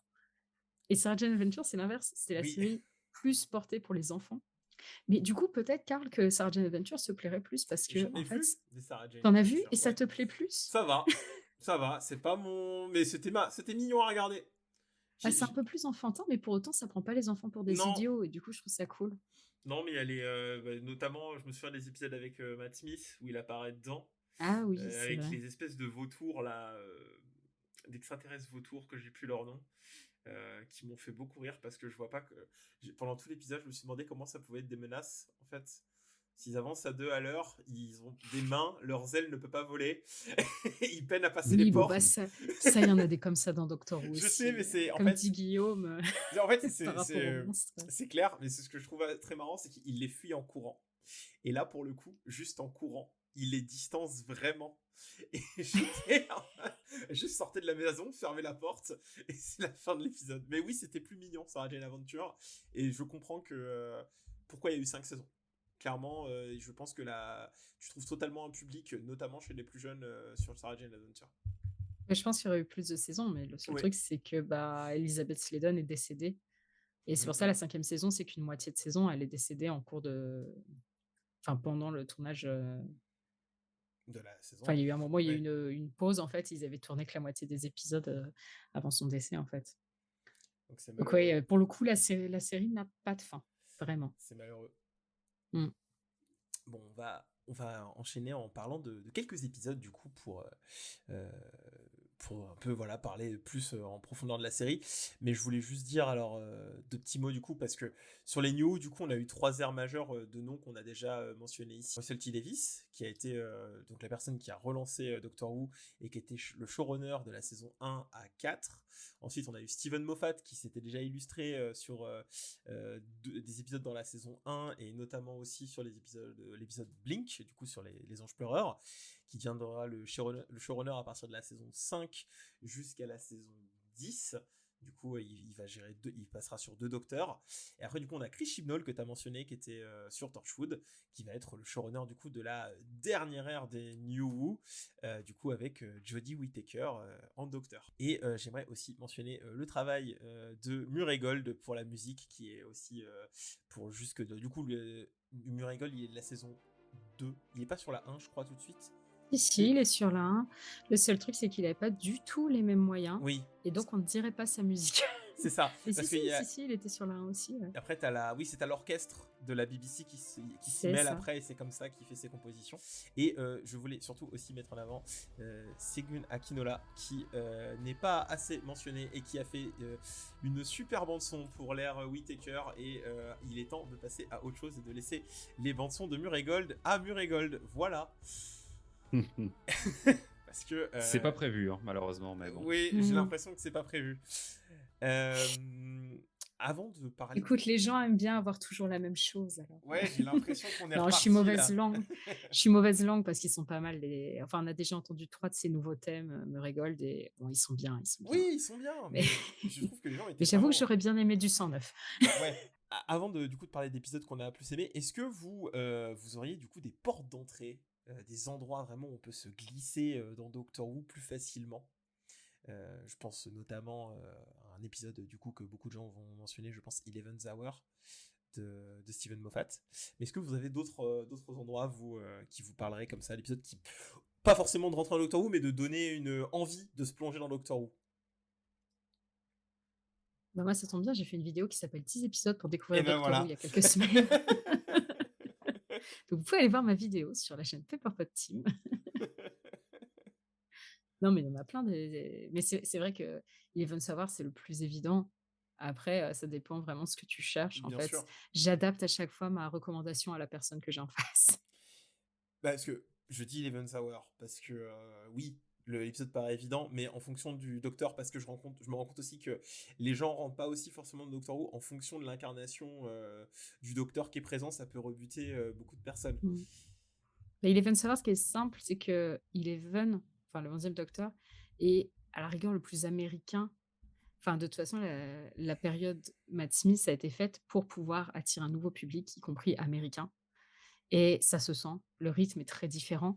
Le docteur est très différent. Et tu disais tout à l'heure que la dernière ère, elle est très différente de ce qu'on a pu avoir avant. Moi, je trouve que chaque ère est très différente. Enfin, 9e, 10e, vu que le 9e docteur est resté que sur une seule ère, une seule saison, pardon, c'est beaucoup plus fluide, en fait, avec le 10e docteur. Mais le 11e docteur, il a vraiment une ère bien à lui qui n'a rien à voir, en fait, avec celle du 10e docteur. Elle est très différente. Et l'ère du 12e docteur est aussi très différente. D'ailleurs, la saison 8, il y a beaucoup de gens qui l'aiment pas parce qu'elle fait un peu phase de transition. Mais c'est parce qu'en fait, Steven Moffat, il n'avait pas envie de rester. Il a été obligé de rester parce que personne ne voulait prendre le poste. La saison 8, je pense qu'il essayait de faire quelque chose de différent et qu'il n'arrivait pas assez à se démarquer. Et à partir de la saison 9, il a vraiment trouvé son truc pour proposer une ère différente, en fait. Et donc, en fait, à chaque fois que tu as un nouvel interprète, ils ont réussi à renouveler la série pour lui donner un ton différent, pouvoir essayer de parler à des personnes différentes. Et c'est ça qui est intéressant aussi. Et donc, ouais, je trouve que c'est difficile de donner un épisode que tu peux absolument conseiller. The Eleventh Hour paraît le plus évident parce que justement, c'est un épisode avec un ton dont la plupart des gens vont avoir plus l'habitude. Mais tu as tout expliqué de manière parfaite, je te remercie. Du coup, Maintenant, je laisse Guillaume parler. Guillaume, si tu as quelque chose à ajouter. Ouais.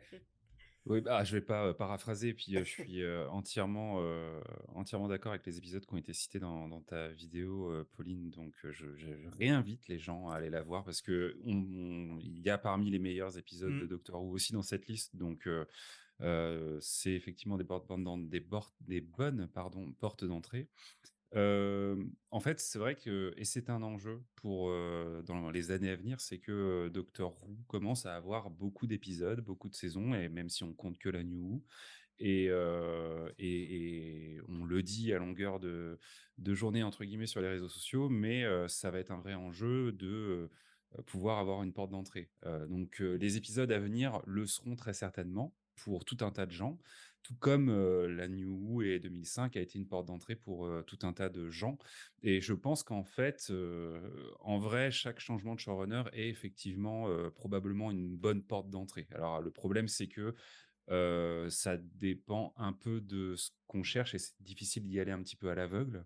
Mais si on se dit qu'on n'a pas particulièrement envie de regarder des dizaines et des dizaines d'épisodes, on peut remonter au précédent showrunner et se dire que globalement, les bases seront reposées. Effectivement, quand Jodie Whittaker arrive dans le rôle du docteur, moi, je trouve que c'est une bonne porte d'entrée.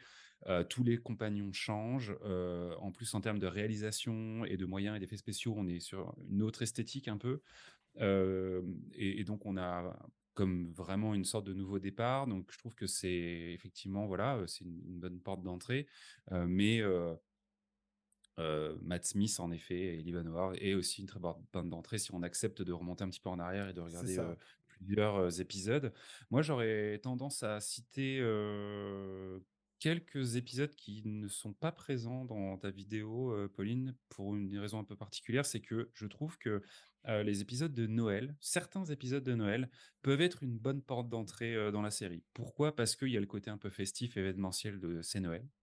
Donc, en termes de mood, ça peut être une bonne porte d'entrée parce que c'est aussi ça un peu, c'est de se dire: «OK, Doctor Who, j'ai envie», mais bon, bah, ça peut être un mood aussi de se dire, voilà, je vais regarder des épisodes de Noël. Il y a peu de séries qui le font à ce point. Soit, côté très Noël, Matt Smith a pas mal d'épisodes, qui sont très inspirés de Dickens et tout ça. Soit un peu plus, je pense à justement, Voyage of, the Damned où, je trouve on a l'épisode est pas incroyable, mais on a tous les ingrédients globalement, de Doctor Who. On a de l'action, on a un compagnon, le concept du compagnon qui restera pas, donc c'est pas grave en plus. On peut reprendre plus tard et tout.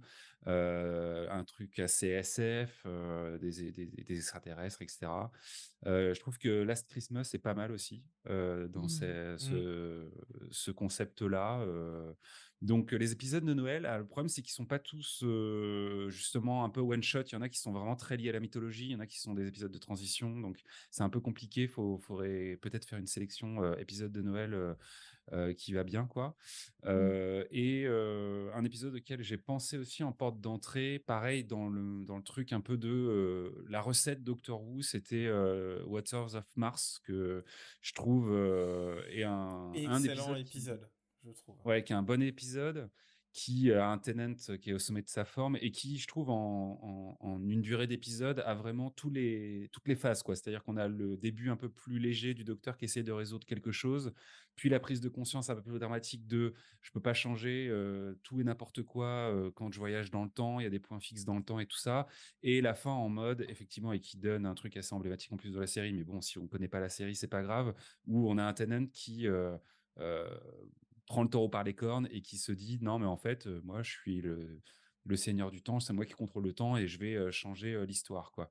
Et donc une partie finale un peu plus dramatique, quoi. Et je trouve que c'est un bon épisode qui récap bien, même s'il est très SF pour le coup, mais il Mmh. récap bien aussi ce qu'on peut trouver dans Doctor Who, quoi. Donc voilà un peu moi pour Mmh. ce que j'avais aussi vu un peu comme porte d'entrée possible, quoi. Ok, bah, merci. Du coup, comme tu disais, ouais, je suis assez d'accord, notamment que pour ça, que la nouvelle série va être, je pense, de par la diffusion de Disney+, que ça va être vraiment là une vraie grosse porte d'entrée, de par en plus l'accessibilité de la diffusion de ce que ça va être sur les plateformes de streaming. Un des trucs les plus intéressants à faire pour Doctor Who. Euh, Notamment qu'en plus je trouve que le duo Ncuti Gatwa et j'ai oublié Millie Gibson. Millie Gibson, merci. Je suis ta petite anti-sèche pour le moment. J'ai l'impression, c'est que je cherche, mais non, parce qu'ils sont tous marqués, mais je scroll, tu vois. Millie Gibson qui, je trouve, on les a pas encore vus en action, mais je trouve que le duo est déjà, je trouve, je trouve va vraiment fonctionner, j'ai l'impression, pour les peu de photos qu'on a de d'eux ensemble, et je pense qu'il y a un vrai potentiel pour choper un nouveau public sur cette saison-là. Ouais, puis Russell T Davies, il me semble, a dit récemment en plus que il avait vraiment volonté de faire un peu, pas table rase, mais en tout cas de créer de nouveaux concepts, de nouveaux monstres, notamment, enfin, pas trop utilisés tout de suite, parce que c'est sûr, il le fera, mais Pas les Daleks au premier épisode. voilà, les C'est Daleks et ça. tout ça. Même si on a vu Je- des images qui ont un lien avec, mais donc je pense que même pour effectivement, on aura moins ce côté mythologique, même si Whittaker laisse quand même en termes d'histoire. Euh, Pas mal de questions sans réponse, on va dire. Donc, je sais pas ce qu'ils vont faire de ça, mais en tout cas, effectivement, ils ont l'air de vouloir faire un vrai nouveau point de départ, quoi. Alors, par rapport à toutes ces histoires avec Whittaker, Russell T Davies a dit que, en tout cas, dans les épisodes des 60 ans, il y aurait une mention. Donc, il en tient compte, il n'efface absolument rien. Mais après, en effet, je pense qu'il va pas s'y atteler tout de suite, et tant mieux. Je Ouais, pense que c'est le genre de storyline qui nécessite de décanter. De la même manière que la guerre du temps, quand Russell T Davies l'a installée, ben, on était bien content de la retrouver pour les épisodes des 50 ans, 8 ans plus tard. Ça avait eu le temps de s'instiller et tout ça avant d'aller vers une résolution immédiate. C'est le genre de truc qui est bien avec Doctor Who, c'est qu'en fait, tu peux te retrouver avec des storylines qui reprennent 10 ans plus tard et ça paraît tout à fait naturel. ben, surtout que Et là, oui. Vas-y Guillaume, vas-y. non, j'allais juste te dire que c'est vrai que j'avais oublié qu'on allait avoir quand même cette période tampon des épisodes spéciaux avec Tennant qui allait peut-être résoudre des petites choses avant ce vrai point de départ. Donc effectivement, oui, c'est ce qui est assez étonnant d'ailleurs parce qu'au final, on est en train de dire depuis un quart d'heure que la prochaine saison sera un vrai point de départ pour les nouvelles personnes, sauf que les personnes qui vont arriver sur Disney Plus pour consommer du Doctor Who là à la fin du mois de novembre vont voir des épisodes qui seront liés à New Who, Mm. quoi, clairement. Donc Mais ça, je trouve ça très étrange parce que genre sur le site de la BBC, ils sont déjà listés sous la nouvelle ère. Et moi, je trouve ça trop étrange. Je pensais que ça allait être l'épisode de Noël, donc le premier épisode de Shooting à toi, qui allait être un nouveau point de départ avec une nouvelle compagne qui découvre les nouveaux concepts et tout ça. Là, ça paraît trop bizarre de faire une ère qui commence par un mec qu'on a déjà eu en docteur qui revient dans un autre rôle de docteur, plus une compagne qu'on a déjà eu qui revient, plus un méchant des classiques qui revient. C'est très bizarre. Et est-ce que le concept, ça serait pas presque de faire un previously, mais à l'échelle de plusieurs épisodes, tu vois, en mode les gens Oh. dans l'imaginaire collectif, Doctor Who, c'est Tennant, et donc on va leur mettre 2-3 épisodes où ils vont se dire ah oui, je connais ce gars-là, il a joué Doctor Who machin, et pour, je sais pas, tu sais, là, je me dis, ça se trouve, ça a été ça l'idée de ces épisodes spéciaux. Bon, au-delà du fait que de toute façon les 60 ans, c'est quand même un moment un peu à part et qu'ils sont obligés aussi de Oui. rendre hommage à la série, quoi qu'il en soit, quoi. Mais le truc qui est bizarre, c'est que les 60 ans, ils n'étaient pas dans le deal de Disney+. Et à la base, c'est un ajout tardif. Ouais, Donc, ok. ouais, je pense qu'en fait, à la base, c'était vraiment censé commencer par cet épisode de Noël, mais que les producteurs, ils sont très très malins, ils sont très forts chez Bad Wolf Studio, qui est le nouveau studio de production de Doctor Who. Ils ont dû essayer de la faire à l'envers à Disney+, pour qu'ils prennent les 3 épisodes en prime. Bon, surtout que c'est pas déconnant sur le fait que, comme disait Guillaume, que c'est les 60 ans, ça reste une célébration. Les 50 ans avaient été disponibles en salle de cinéma donc je pense qu'ils visent aussi une grosse diffusion encore plus que d'habitude. Mais en effet, t'as l'impression que si tu découvres avec ça, les épisodes sont pas pour toi. Il y a un truc où c'est vraiment les gens font une fête, t'es au fond de la pièce et t'es là, tu fais d'accord, c'est l'anniversaire de Ah qui? ouais. Mais c'est ça qui est trop bizarre. T'imagines les gens qui vont commencer par cet épisode, ça me paraît trop bizarre. Mais bon, on verra bien. Ça se trouve, on va être surpris et ce sera une vraie porte d'entrée. Hein. Non mais c'est clair, c'est clair. Bon, Et puis ça peut pas être anodin en plus. Enfin, je veux dire, au-delà de ça, ça peut pas être anodin de faire revenir Tennant. Et il y aura forcément en plus de ça une raison scénaristique, peut-être méta-scénaristique dans le discours qu'aura ces épisodes-là. Mais je veux dire, c'est pas, ça peut pas être passé sous silence. Ça peut pas être juste comme ça. Oui, bah c'est Tennant. Et alors quoi? Non, enfin, je veux dire, quand déjà ils prennent Capaldi et que Capaldi a déjà joué un personnage, ils en font dans Doctor Who précédemment, ils en font quelque chose dans l'histoire. Donc là, en plus de ça, ils vont devoir raconter quelque chose Oui. là-dessus. Et je crois que c'est toi justement, Pauline, qui disait dans une vidéo que peut-être que l'idée, ça peut justement être de dire aux fans, vous voyez, c'est ça que vous vouliez, entre guillemets, c'est-à-dire vous voulez du vieux, vous voulez, voilà, c'est dans les vieux pots qu'on fait les meilleures confitures, mais en fait, c'est pas ça que vous voulez. Vous voulez être surpris, vous voulez des choses différentes. C'est pour ça qu'on va enchaîner sur un nouvel acteur et une nouvelle ère. Et j'aimais bien cette vision aussi là de se dire, on va vous donner ce que vous voulez sur quelques épisodes, et puis vous allez vous rendre compte que finalement, bah c'est pas si bien, on l'a eu déjà Tennant, donc on a envie d'autre chose, quoi. Je trouvais intéressant. Il y a de ça. C'est bon, vous lui avez déjà fait vos adieux une fois, mais bon, allez, on vous en met un peu de bonus. Maintenant, on peut passer aux choses sérieuses. Ça va arrêter de nous tanner pour le faire revenir toutes les 2 saisons, quoi. Et ça, c'est malheureusement, c'est au-delà de Doctor Who, c'est que c'est comment dire, c'est la norme actuelle de toutes les franchises, quoi. Il y a tout le monde qui est persuadé de c'était mieux avant. Et c'est Après, ça n'a rien de nouveau, ça a toujours non, été le mais cas. ça a toujours été le cas. Mais là, avec les plateformes et tout, il y a quelque chose vu on surproduit plein de choses, plein de séries. On fait le Universe mais multiplié à tout. Il y a des gens sur les écoutes, ils veulent que des séries sur Obi-Wan Kenobi, quoi. C'est compliqué, quoi. Alors, pas sûr quand même. Pas la série en Non, mais- elle-même, mais sur le Oui, personnage. d'accord, Si tu ok. les écoutes, les gens. Voilà. Non, mais c'est ça qui est génial avec Universe, Mm. comme vous le disiez très justement tout à l'heure. En fait, quand on voit ça de l'extérieur, on se dit ah bah ça y est, Doctor Who se marvelise et tout ça avec leur intro, leur machin. Mais en fait, les gars, ils font ça depuis des Mmh, mmh, décennies. mmh, mmh, Donc, c'est clair. donc non, en fait, c'est juste de la continuité logique, c'est remarketer un petit peu pour avoir quelque chose d'un peu plus clair peut-être. Mais en fait, c'est pas nouveau, quoi. C'est clair. Et du coup, est-ce que vous avez du coup des petits épisodes que vous voulez parler là comme ça, que vous aimez bien et que vous voulez recommander aux gens?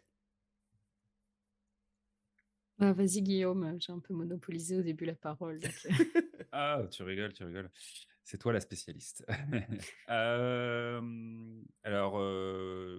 en plus, du coup, on en a échangé un petit peu en préparant l'émission et il y en a certains que, on a en commun, Pauline, donc je te laisserai les décrire et tout. Moi, j'en ai pris 3, pas tant parce que, c'est, mes préférés, parce que c'est ce qu'on se disait aussi, c'est que voilà, je veux dire, il y en a tellement des épisodes et parfois, Mmh. c'est un concept, qui est cool, l'épisode l'est pas forcément, mais le concept est génial. Parfois, c'est, une scène d'action qui va être bien, parfois c'est des dialogues, enfin bref, c'est compliqué vraiment, mais j'en ai retenu 3 pour ce qu'ils représentent, je trouve, et aussi parce que c'est ceux qui me sont venus et qui ont laissé une trace un peu indélébile, dans ma mémoire. Donc il y a, c'est peut-être un truc qu'on n'a pas précisé, mais bon, les gens qui nous écoutent, je pense, connaissent un peu Doctor Who, on va pas tout expliquer non plus, mais il faut savoir qu'à chaque fois que, Doctor Who change, d'acteur et d'actrice, il se passe quelque chose dans la diégèse de la série, c'est-à-dire qu'il y a une régénération. Donc il se passe vraiment quelque chose en termes de de scénario qui explique que, l'acteur, change et l'actrice et l'acteur changent. Et donc moi un des premiers épisodes qui m'est venu à l'esprit, c'est, ce moment, de changement d'acteur et où on dit au revoir à un personnage et à un acteur avec du coup, l'ère, de David Tennant justement, hein, en saison 4. Donc l'épisode s'appelle The End of Time et est en 2 parties et énormément de mèmes, et de gifs de Doctor Who qu'on peut voir aujourd'hui sur les réseaux viennent de cet épisode.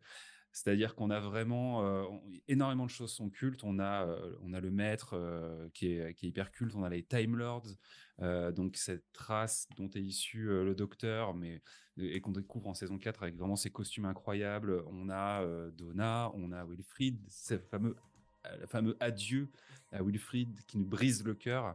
Et on a la régénération donc finale de David Tennant qui est aussi avec la musique pour le coup là justement qui est absolument grandiose, voire effectivement grandiloquente, mais et qui en fait, enfin, là on est en fait, Russell T Davies, il a fait péter sa franchise, quoi, parce que littéralement, c'est ce qui se passe.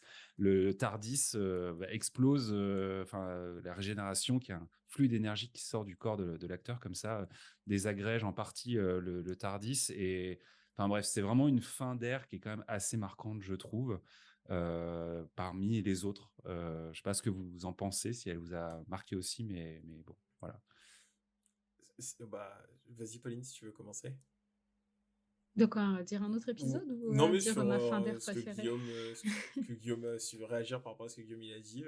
Ah non, c'est des super épisodes. J'avoue que plus je les revois, plus je trouve que c'est interminable la fin. Au Oui, bout d'un moment, j'ai juste envie de dire: «Non mais David, ça va, on a compris, il va te régénérer, j'en ai marre». C'est la... Mais non, non, ça c'est des très chouettes épisodes.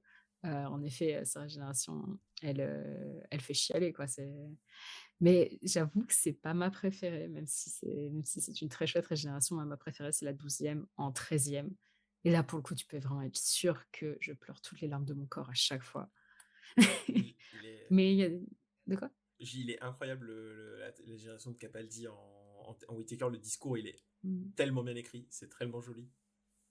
Et ça fait partie du charme de Doctor Who. Les scènes de régénération, c'est vraiment le moment où tu es sûr que tu vas être très ému. Et c'est toujours intéressant de voir que les différences, enfin, ils arrivent toujours à te prendre par des sentiments différents de la fois d'avant. Et c'est toujours très adapté, en fait, à chaque interprète du Docteur, parce qu'en fait, c'est adapté vraiment à l'acteur plus qu'autre chose, en fait. Et c'est vraiment, tu fais l'adieu à l'acteur. Et parce qu'en soi, bon, bah, C'est le ça. Docteur, bon, il change d'apparence, mais bon, ça reste le même gars, en Oui. fait. Donc, donc techniquement, c'est vraiment à l'acteur que tu dis au revoir. Et du coup, c'est un moment important pour ces acteurs aussi de partir. D'ailleurs, bah, enfin, il y en a certains avec qui ça s'est pas bien passé, d'ailleurs, le départ. Et ça arrive souvent que tu le sens dans la régénération. Genre le 6e Docteur, ils l'ont viré, mais comme un malpropre, alors qu'ils pensaient revenir sur la saison suivante. Donc quand ils lui ont dit: «Alors le tournage pour ta régénération, c'est là», il a fait: «Bah non, je viens pas». Et du coup, ils ont juste foutu Oui. une perruque au prochain Docteur. Ils ont foutu une perruque blonde et c'est lui qui a fait la régénération, en fait, Ah, aussi. c'est Et Yes. donc bon, cette régénération-là, elle est peut-être un peu moins émouvante. J'aime beaucoup aussi la régénération du 2e Docteur qui est ultra tragique. Parce que c'est justement ces immondes personnages que sont les Seigneurs du Temps qui le forcent à se régénérer parce qu'il interfère trop avec l'univers. Et c'est très, très dur aussi comme régénération. il se retrouve exilé sur Terre, c'est ça? Ouais, Du c'est coup, ça. et il se retrouve exilé sur Terre en plus, donc très Ouais, très. son TARDIS fonctionne plus, il est exilé sur Terre, ses compagnons leur effacent la mémoire, donc ils se souviennent même pas de son existence. Des espèces de Donna avant l'heure. Terrible. Ah, c'est très très dur la régénération de The War Games. Est-ce que tu C'est le veux... passage un peu obligé, Ouais, ouais. c'est ça. Mm. Donc ouais, donc le End of Time qui est premier épisode de Guillaume. Pauline, t'as quoi toi comme épisode dont tu voulais parler? Ah, mon favori, c'est Evanescent. C'est celui-là que Guillaume voulait mettre aussi. Donc Evanescent, qui est un épisode du 12e Docteur qui est entièrement porté par l'acteur Peter Capaldi, quasiment, très peu d'autres choses. Très vite fait, Clara, mais bon, c'est quand même vraiment surtout autour du Docteur, qui est un épisode qui parle de deuil, qui parle d'obstination, qui parle de qui on est, et de ce que les autres, enfin, du fait que qu'on est aussi qui on est grâce aux autres, et en fait, le truc, c'est que Peter Capaldi, c'est un acteur tellement fabuleux. Et il le prouve dans cet épisode, parce que c'est un épisode, le mec est tout seul et impossible de lâcher devant Evanescent. Tu complètement happé. Et, et c'est remarquablement bien écrit par Steven Moffat également. Donc tout est parfait dans cet épisode. La musique est iconique. C'est pour moi le plus beau morceau de Murray Gold. Mais ah ouais, non, c'est un épisode vraiment extraordinaire. Qui en plus c'est vers la conclusion de la saison, hein, de toute façon, plus Evanescent, je crois, non? C'est C'est ça, hein, l'avant-dernier c'est épisode de la l'avant-dernier saison épisode 9. de la saison, hein, qui est vraiment incroyable. On ne dira pas trop ce qui se passe dedans parce que c'est à découvrir quand même, je trouve, Evanescent. Ouais, il y a un concept au cœur de Ouais. l'épisode qui, en fait, tu te dis, tu commences à te dire à ce moment-là, quand tu regardes Doctor Who, même à partir de New Who, bon bah ça y est, je commence à avoir vu pas mal de choses. Et là, ils font un truc où tu te dis, ah oui, au fait, on peut faire ça aussi.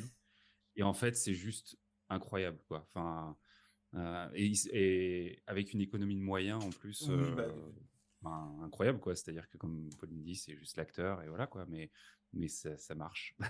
Ça marche incroyablement bien.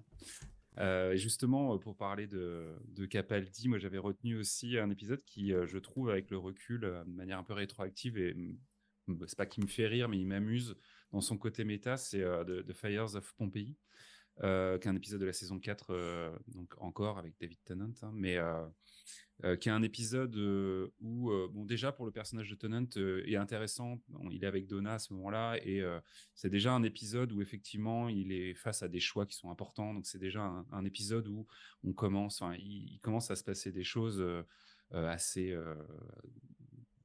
dramatiques pour Tennant et pour sa condition, on va dire, hein, de personne qui manipule le temps. Donc l'épisode est sympa par rapport à ça. C'est un épisode qui se passe, comme son nom l'indique, à la période antique, à la période romaine. Et en fait, je le trouve amusant parce que on retrouve dedans deux acteurs, un acteur et une actrice qu'on va revoir plus tard dans des rôles hyper importants, puisque on va découvrir donc Capaldi dans un des rôles principaux de cet épisode, puisque c'est le père d'une famille donc que le docteur finira par sauver.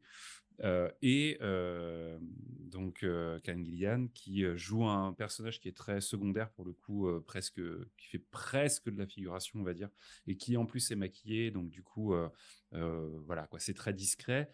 Et alors autant pour elle, bon, c'est vraiment plus un clin d'œil qui est amusant, mais autant pour Capaldi, ce que je trouve génial, c'est que plus tard, quand on va avoir le docteur avec lui, ils vont en tenir compte, puisque sa première pensée quand il va se régénérer, c'est de se poser la question de pourquoi j'ai ce visage, quoi. Parce que c'est pas anodin et parce que ça va lui rappeler quelque chose, quoi.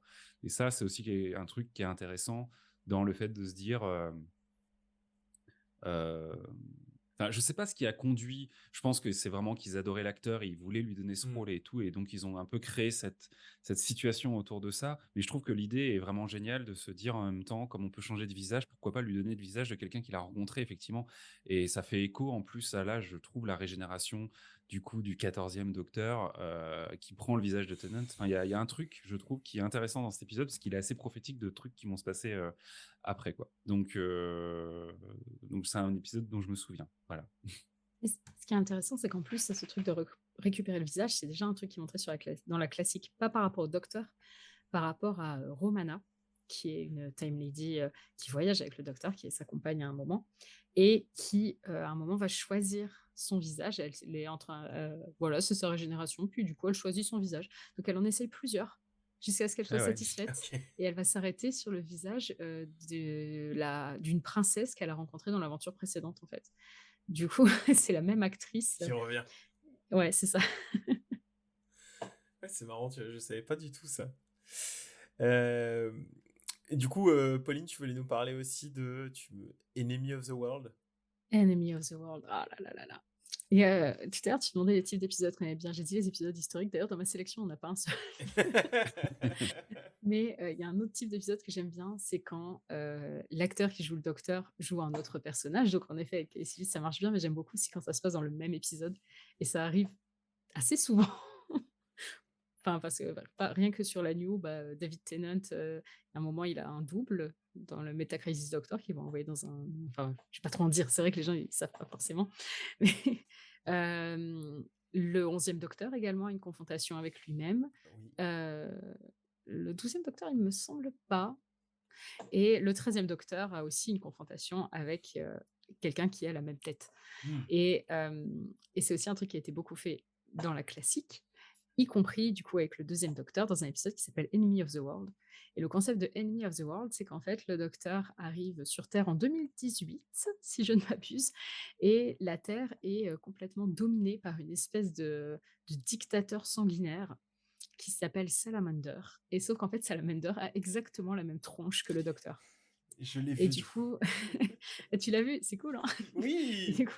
Et du coup, le docteur va être un peu utilisé, enfin, il va devoir faire comme s'il était ce dictateur pour justement essayer de contrecarrer ses plans, en fait.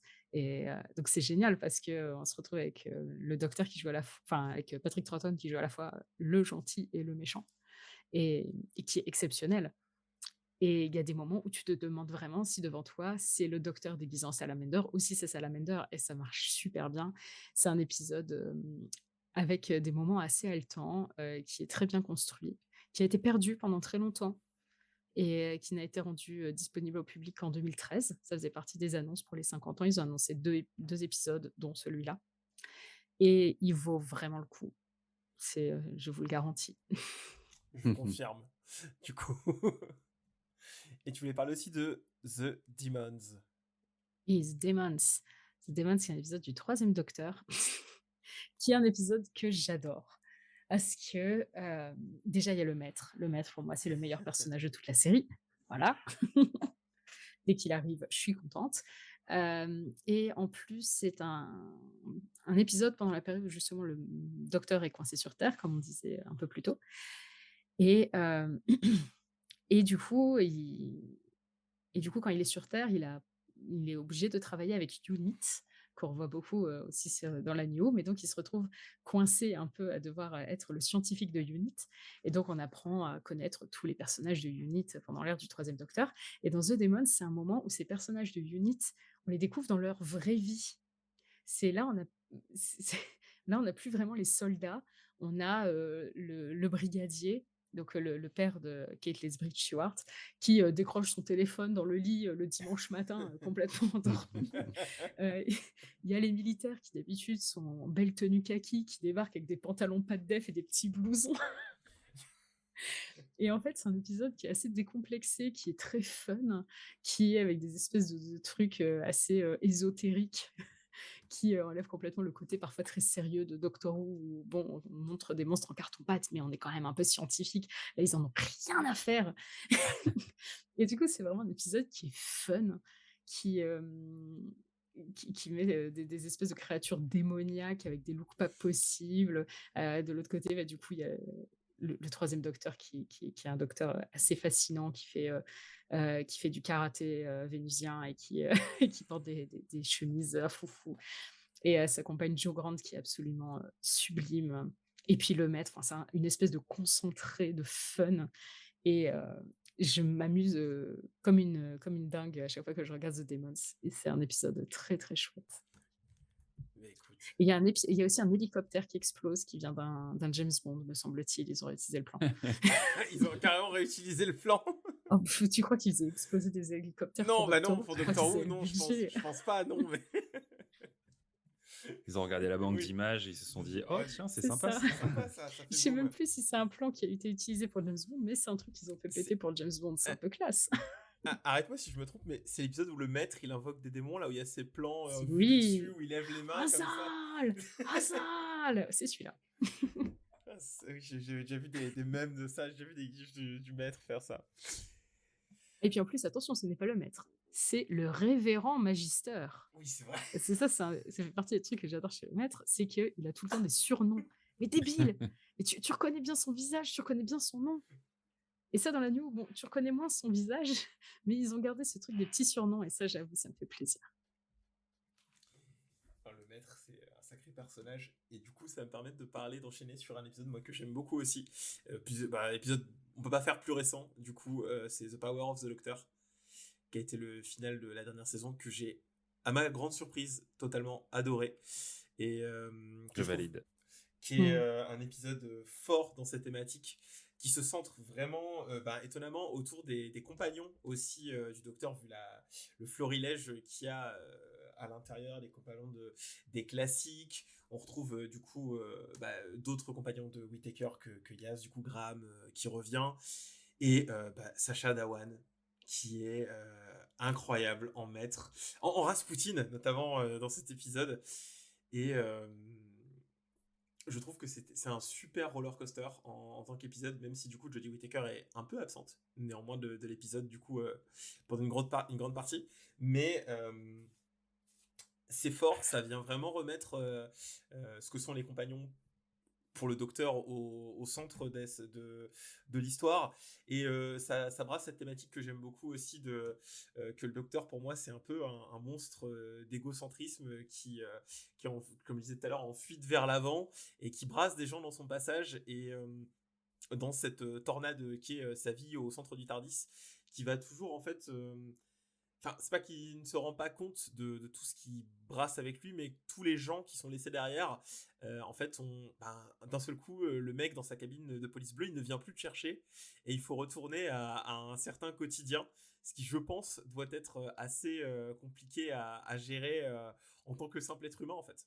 Et je trouve qu'ils l'ont très très bien géré avec ce concept de club des anciens compagnons qui marche super bien en conclusion d'épisode. Oui, c'était super.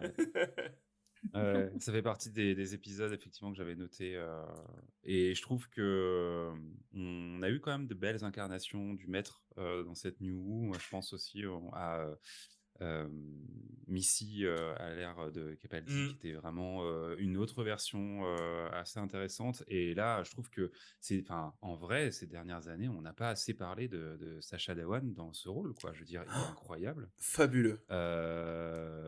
Et dans cet épisode en particulier, en effet, avec cette scène totalement géniale sur fond de ABBA, qui est Doctor Who core, quoi. C'est-à-dire que c'est à la fois le méchant absolu qui fait des trucs horribles et qui tout d'un coup fait quelque chose de what the fuck, de drôle, et en même temps ça n'enlève rien à son côté très inquiétant. Et ouais, Whittaker, moi, c'est vraiment un docteur que j'ai bien aimé, parce que faut quand même se rendre compte qu'effectivement, Capaldi, il était un peu dépositaire de quelque chose de très lourd, quoi. Ça se finit, enfin, c'est vraiment, on sort d'un moment où il s'est passé beaucoup de choses, on l'a dit, hein, il y a des personnes qui meurent, d'autres dont on a effacé la mémoire, etc. Enfin, et là, tout d'un coup, Whittaker, on attaque avec quelque chose qui est hyper lumineux. On a vraiment ce concept, tu l'as dit tout à l'heure aussi, de famille, c'est-à-dire que on n'est plus à cette espèce de triangle amoureux ou de relations qui sont quand même très très homme-femme dans les premières Mmh. saisons New Who. Là, on est vraiment sur un concept, même s'il y a quand même une relation amoureuse qui se crée au final, aussi pour ce docteur avec Whittaker, mais c'est pas le cœur du sujet. Et il y a plein de raisons qui font que je trouve ouais, ces 3 saisons vachement plus lumineuses, et ce final lui rend bien justice, je trouve. Donc, et ouais, même en tant que production télévisuelle, on voit que à ce moment-là, Doctor Who a quand même franchi Ah aussi oui, une ça, marche, quoi, visuellement, en termes c'est d'effets clair, spéciaux, de réel, de photos et tout, c'est beau, quoi. Enfin, c'est magnifique. c'est clair.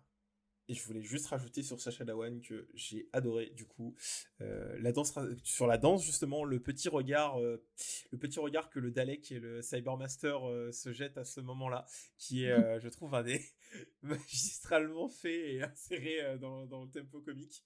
Et son introduction, parce qu'à ce moment-là, le Master se cache sous un pseudonyme dans Spyfall, et que en fait à ce moment-là je suivais plus trop l'actu Doctor Who et je ne savais pas du coup que Sacha Dhawan allait jouer le maître, et du coup le moment où il se révèle en disant, parce que son nom de code en fait en tant qu'espion est O, et que le docteur du coup se rend compte que la personne qui est en face de lui est le master, et que juste le reveal c'est juste que le docteur fait O, et que Sacha Dhawan dit j'ai exprès choisi ce nom pour que tu aies cette réaction au moment où tu le découvres. Et je trouve que c'est tellement un plan compliqué du master, juste pour ça, et c'est parfait en fait. Et ça, le personnage a toujours été comme ça. Et oui, oui. C'est vraiment, ça fait partie du charme du personnage. Justement, avec le troisième docteur, le maître de Roger Delgado, c'était tout le temps des trucs comme ça. C'est tout le temps pour faire réagir le docteur. Où du coup, le docteur, à chaque fois, tu le vois souffler du nez, quoi. Du coup, je vais parler de L'âme du Tardis, qui est un épisode écrit par Neil Gaiman, qui a fait récemment, on a pu le voir sur la saison 2 de Good Omens, qui était une adaptation qui était la suite de la première saison de Good Omens. C'est un épisode qu'il voulait faire depuis longtemps. Il a eu plusieurs négoces où il voulait faire l'épisode. Il avait même écrit à la base pour David Tennant, et il a fini par le faire sous Laird Smith, donc il a fait quelques petites réécritures dessus. Et je trouve que c'est un épisode ultra touchant, parce qu'on a sans révéler trop l'intrigue, on a le docteur qui se retrouve à dialoguer avec un personnage qu'on s'attendait pas forcément, avec qui il a un échange à travers toutes ses aventures. Et c'est beau, il y a de l'enjeu, la photographie est très jolie, l'environnement sur quoi ça se passe, la planète, une espèce de planète décharge, est incroyable. Et il y a le personnage du coup d'Iris qui est Idris, qui est incroyable. Alors moi, c'est un épisode de Doctor Who qui m'a le plus touché. Il a vraiment sa propre identité, une propre identité très très forte. Et je voulais juste qu'on termine en parlant un petit peu de Big Finish et de ce qui arrive du coup avec les 60 ans rapidement. Du coup, Big Finish, tu en as parlé rapidement tout à l'heure, Pauline, c'est et même Guillaume d'ailleurs. Ouais, c'est surtout Guillaume. Qui a parlé Ah ouais? du coup.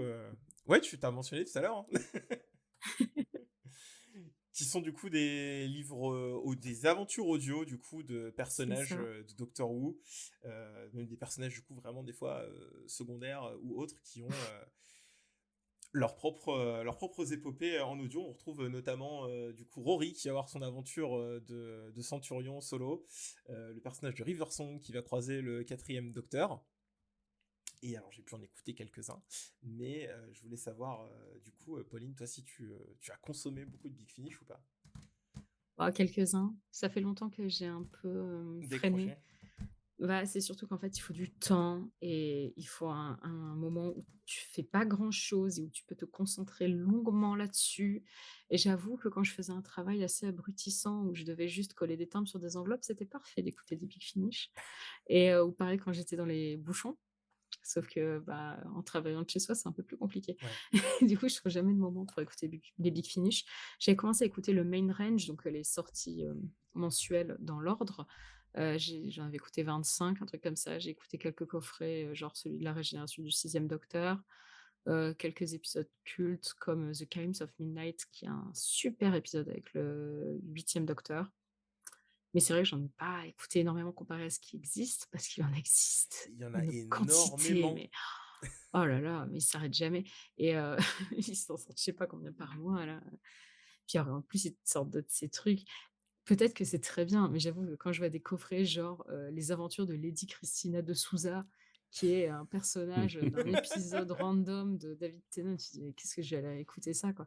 Mais le pire, c'est qu'en plus, ils en ont certains qui sont super réputés de spin-off comme ça. Ils en ont un qui s'appelle Yago and Lightfoot, qui sont deux personnages des classiques qui apparaissent dans l'épisode The Talents of Wing Chun, qui sont même pas des personnages principaux.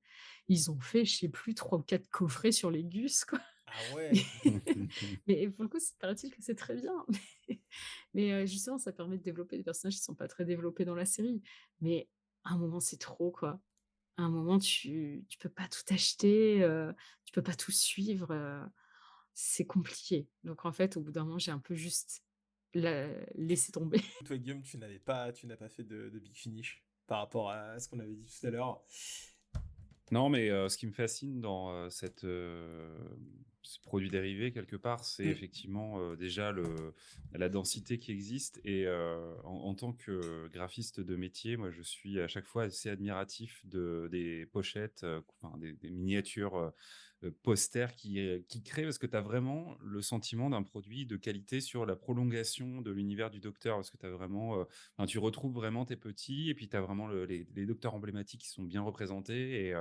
Et quand j'ai vu ça, c'est vrai que à chaque fois, je me suis dit, ah waouh, il y a l'air d'avoir vraiment tout un pan de l'univers du Docteur qui se perpétue, quoi. Et d'autant plus en allant chercher les interprètes originaux. Et ça, je trouve que c'est assez incroyable de pouvoir fidéliser comme ça aussi des acteurs, tu vois. On pense, par exemple, quand dans l'univers Star Wars, on fait la série animée Clone Wars, on recaste intégralement tous les acteurs pour doubler du coup des personnages emblématiques. Et là, il y a vraiment ce côté très fidèle. Donc, je trouve que c'est un produit, en tout cas de l'extérieur, qui fait assez envie. C'est rigolo que tu compares à Star Wars parce qu'on a parlé de Star Universe, mais on n'a pas parlé d'un truc qui est sorti récemment qui s'appelle Tales of the TARDIS, qui est le premier Universe Original, qui est du coup le premier programme qui a été fait uniquement pour la plateforme Universe, qui est sur le site de replay de la BBC qui s'appelle iPlayer. Et le truc, c'est que dans Tales of the TARDIS, ils font revenir les anciens interprètes qui se remémorent leurs souvenirs, mais en jouant leurs personnages. Genre, tu as le 5e Docteur avec Tegan, qu'on a vu dans Power of the Doctor, qui vont se rappeler une histoire, sauf qu'en fait, ils ont juste foutu les acteurs tels quels. Genre, c'est juste les acteurs vieux. D'accord. Et c'est l'opposé total de ce que fait Star Wars, où quand ils te font revenir, je sais pas, Anakin Skywalker, où ils pourraient très bien te mettre Hayden Christensen, qui n'a quand même pas tant vieilli que ça. Bah non, ils vont quand même te le rajeunir à mort. Et en fait, c'est vraiment l'opposé dans la méthode de faire le truc. C'est vraiment Star Wars, il faut que ça ressemble à tout prix. Alors que Doctor Who dit juste, bah non, c'est bon, c'est le même acteur, il a vieilli, faites avec, quoi. C'est vrai que c'est à l'opposé de cette fabrication. Et les Tales of the TARDIS, c'est vraiment les personnages que l'on voit ou c'est les interprètes? Enfin, je veux dire, c'est vraiment les personnages, quoi. Ok. En fait, c'est une nouvelle intro et en fait, les épisodes ils sont un peu remontés ces épisodes classiques du coup, qui sont un peu remontés en ce qu'ils appellent omnibus. C'est des versions un poil plus courtes, un peu plus digestes. Du coup, il y a une nouvelle introduction, une nouvelle conclusion avec 2 personnages des épisodes, ou en tout cas. Pour Three Doctors, ils font revenir un compagnon de Sarah Jane Adventures avec la compagne, parce qu'en fait, il y a plus grand monde de cette période-là, donc du coup, ça permet quand même d'avoir une conversation. Mais du coup, le principe de Tales of the TARDIS, c'est qu'ils se retrouvent tous dans un TARDIS mémoire, et donc c'est un TARDIS qui leur force à raconter des histoires, qui les incite à raconter des histoires, et donc ils racontent des histoires qui les ont beaucoup marqués, et donc ils racontent un épisode. Et donc c'est une chouette introduction classique. Du coup, si vous n'avez pas vu les classiques, il y a ça, Tale of the TARDIS qui est sorti, qui est cool pour se mettre au classique. Et ils vont aussi sortir l'épisode The Daleks en version recolorisée et raccourcie de moitié. Et je pense que ce sera beaucoup plus digeste et que ça peut être une super porte d'entrée aussi si vous avez un peu peur de vous lancer dans des épisodes classiques trop longs. Voilà, c'est un peu dérivé du coup ce que j'ai dit, mais voilà, j'ai encore une fois fait la pub des classiques. Tu as raison. On va conclure les 60 ans de Doctor Who avec un épisode le 25 novembre, un le 2 décembre et un le 9 décembre, pour ensuite plus tard avoir du coup la nouvelle saison avec Ncuti Gatwa qui et un épisode le 25 décembre pour Noël. Pour Noël aussi. Oui, c'est ce que ce que j'allais Pardon. dire. Non, il n'y a pas de Je souci. suis désolée, je t'ai coupé l'herbe sous le pied, je suis Non, c'est pas navrée. ça. Il n'y a pas de souci. Donc voilà, comme le dit Pauline, un épisode le 25 décembre pour Noël. Et voilà, donc ça fait c'est le retour de Doctor Who. Comme on dit, est-ce que va être bien pour les personnes qui n'ont jamais vu la série commencer avec les épisodes des 60 ans? Malheureusement, on ne sait pas trop. On ne sait pas trop, mais en tout cas, il y aura il y aura une bonne porte d'entrée avec la New Who. Je ne sais pas comment on peut appeler ça avec le relaunch, mais voilà. Ouais, c'est ça qu'il faut dire, c'est que et d'ailleurs, effectivement, tu l'as dit à demi-mot, c'est que a priori, cette saison, donc qui commencera le 25, sera la saison 1, qui sera Attention, c'est pas numérotée a priori. c'est pas la C'est pas sûr à saison. 100%? Ah non, c'est surtout qu'en fait, le 25, c'est des épisodes spéciaux. La saison 1, elle démarre au printemps prochain. D'accord, et ça sera l'épisode de transition sera celui de Noël quand même, du coup, c'est ça? Ouais, c'est ça. Mais en fait, les OK, épisodes ils le spéciaux des comptent pas 60 comme ans, ils sont le vraiment à part. ils C'est le ça comptent pas aussi comme le qui. premier épisode, quoi. OK. C'est ça, mais c'est ça qui est super compliqué avec Doctor Who quand tu essaies d'expliquer aux gens. Il y a plein d'épisodes spéciaux. C'est Oui. trop difficile à expliquer aux gens parce que c'est pas des formats classiques de saison, en fait. Et donc effectivement, on aura, le début d'une nouvelle numérotation a priori et moi ce que là, Pauline, moi peut-être tu t'es un peu plus, très certainement, renseignée avec les trailers et tout ça. Moi, j'ai moins suivi mais sur les épisodes spéciaux, on aura quand même une trame, c'est-à-dire que ils se suivront ou on aura vraiment des unitaires, avec Tennant, mais des unitaires? C'est un peu entre les deux. En fait, tu as l'air d'avoir un fil rouge très important entre chaque épisode, mais chaque épisode a quand même son histoire particulière. Ouais, OK. Enfin, tu as le premier qui est vraiment autour. Enfin, je vais peut-être pas trop le dire, surtout si tu pas trop suivi, mais en gros, ouais, c'est 3 histoires distinctes. Ça, on le sent bien, mais c'est évident qu'il y a une espèce de fil rouge qui les relie. OK, OK. Moi, j'ai suivi un peu la promo et tout quand même, tu vois? Mais j'ai pas non plus creusé à ce point. Mais ce qui est intéressant, c'est qu'effectivement, on va avoir vraiment heu, en gros, moi, je trouve que il y a vraiment un projet. On sent qu'il y a un projet, tu vois? Un projet industriel presque et ça, on le sait depuis qu'effectivement, même Russell T Davies revient et tout ça. Ils veulent redonner un souffle, à Doctor Who parce que peut-être, est-ce vrai ou pas, mais a priori, l'ère Whittaker a été un peu, a subi un essoufflement, on va dire, ou en tout cas en termes d'image, elle a été assez décriée. On a souvent dit que les histoires étaient moins bonnes, que Chibnall faisait pas, du très bon Doctor Who et heu, ça reste, une série qui est culte, une série qui est emblématique et une série qui effectivement a un potentiel, heu, d'export, qui est énorme et qui, on l'a dit, en France notamment par exemple, c'était très compliqué, qui reste encore, qui peut encore malheureusement, gagner des parts de marché. Je vais le dire de manière très vulgaire, mais c'est un petit peu ça aussi l'idée, quoi. Et effectivement, ce deal avec, Disney+, il est hyper intéressant parce que derrière, au-delà du fait de se dire: «On va pouvoir diffuser la série à une plus grande échelle dans des pays où c'était peut-être un peu plus compliqué», on peut quand même aussi se demander si éditorialement, quelque part, ça va pas changer quelque chose, quoi. Et c'est vrai que, autant ces épisodes spéciaux où Tennant, reprend un peu la vedette et on retrouve Donna et on va être un peu dans nos chaussons et on va voir, peut-être qu'on le sera pas tant que ça, mais pose un peu moins de questions, même si on peut se dire, en tout cas, moi, effectivement, quand j'ai vu ce qui se passait et la régénération du Taker, je me suis dit, j'étais un petit peu déçu et je me suis dit, ah, qu'est-ce bizarre, quoi. Autant, effectivement, la prochaine vraie nouvelle saison, il va y avoir vraiment un truc de comment ils vont adapter. Est-ce qu'ils vont adapter Doctor Who? Comment ils vont faire en sorte que ce Doctor Who nouveau soit quelque chose qui soit plus visionnable et est-ce que, on va y perdre en identité ou pas? Ou est-ce que, nous, en tant que fans, soit de la classique, soit de la New Who, on va pas se sentir un peu dépossédé de quelque chose? Donc ça va être intéressant, quand ça va commencer tout ça, ça va être assez intéressant, de voir ce qui se passe, quoi. C'est clair que on a malheureusement, comme disait Pauline, c'est assez flou sur plein d'aspects. Mais je pense qu'il y a un vrai pied à l'étrier à mettre si on veut se mettre à Doctor Who maintenant. Il y a une vraie porte d'entrée à saisir.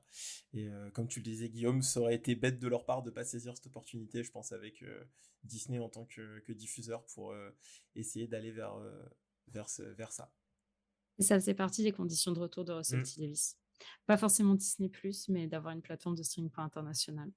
C'est en fait parmi les conditions qu'il a posées, c'était s'intéresser plus à l'international et arrêter de faire les Britannico-centrés. On verra ce que ça va donner en tout cas. Donc voilà, on arrive à la fin. Merci à tous les deux du coup d'être venus participer à l'épisode. J'espère merci pour l'invitation. J'espère que ça s'est bien passé pour vous. Et ben du coup, regardez Doctor Who. Oui, c'est ça. Merci Guillaume, merci Pauline, et à bientôt Merci sur à toi. Graphic Saga. Salut. Merci, à bientôt. Yes, Salut. I know they'll get it all wrong without me. Well, I suppose. One more lifetime. Won't kill anyone. I don't want to go. That's the only sad thing. I want to know what happens next. We all change. When you think about it, we're all different people all through our lives. And that's okay, that's good. You gotta keep moving so long as you remember all the people that you used to be. Doctor Who. Doctor Who. Doctor Who. L'épisode est maintenant terminé. N'oubliez pas de nous suivre sur nos réseaux sociaux, Blue Sky et Instagram, et de laisser une note au podcast sur Spotify et Apple Podcast.